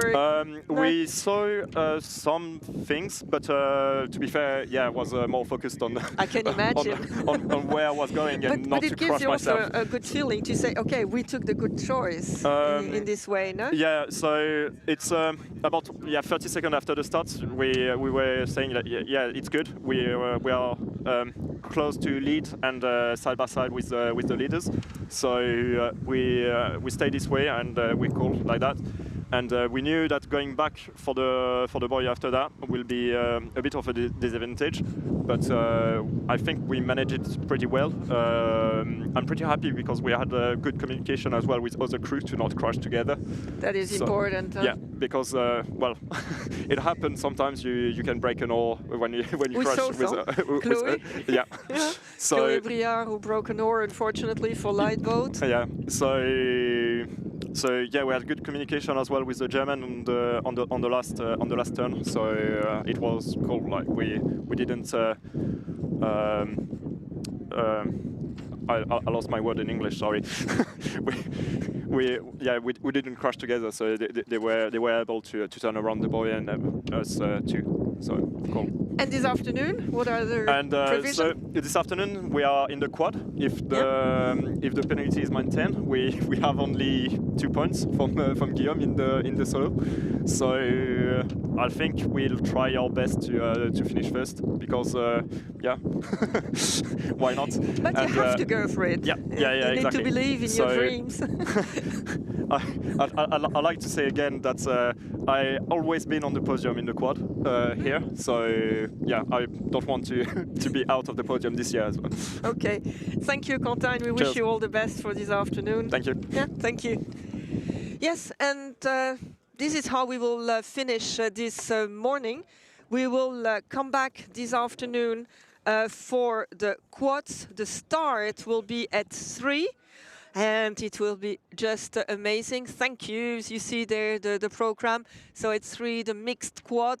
The race which with the most points that you will have here, because up to now each race would give you 25 points. The last one will give you 50 points. So that's it for this morning. I hope you enjoyed it as much as we did here. And looking forward to seeing you this afternoon. Thank you. Have a good lunch.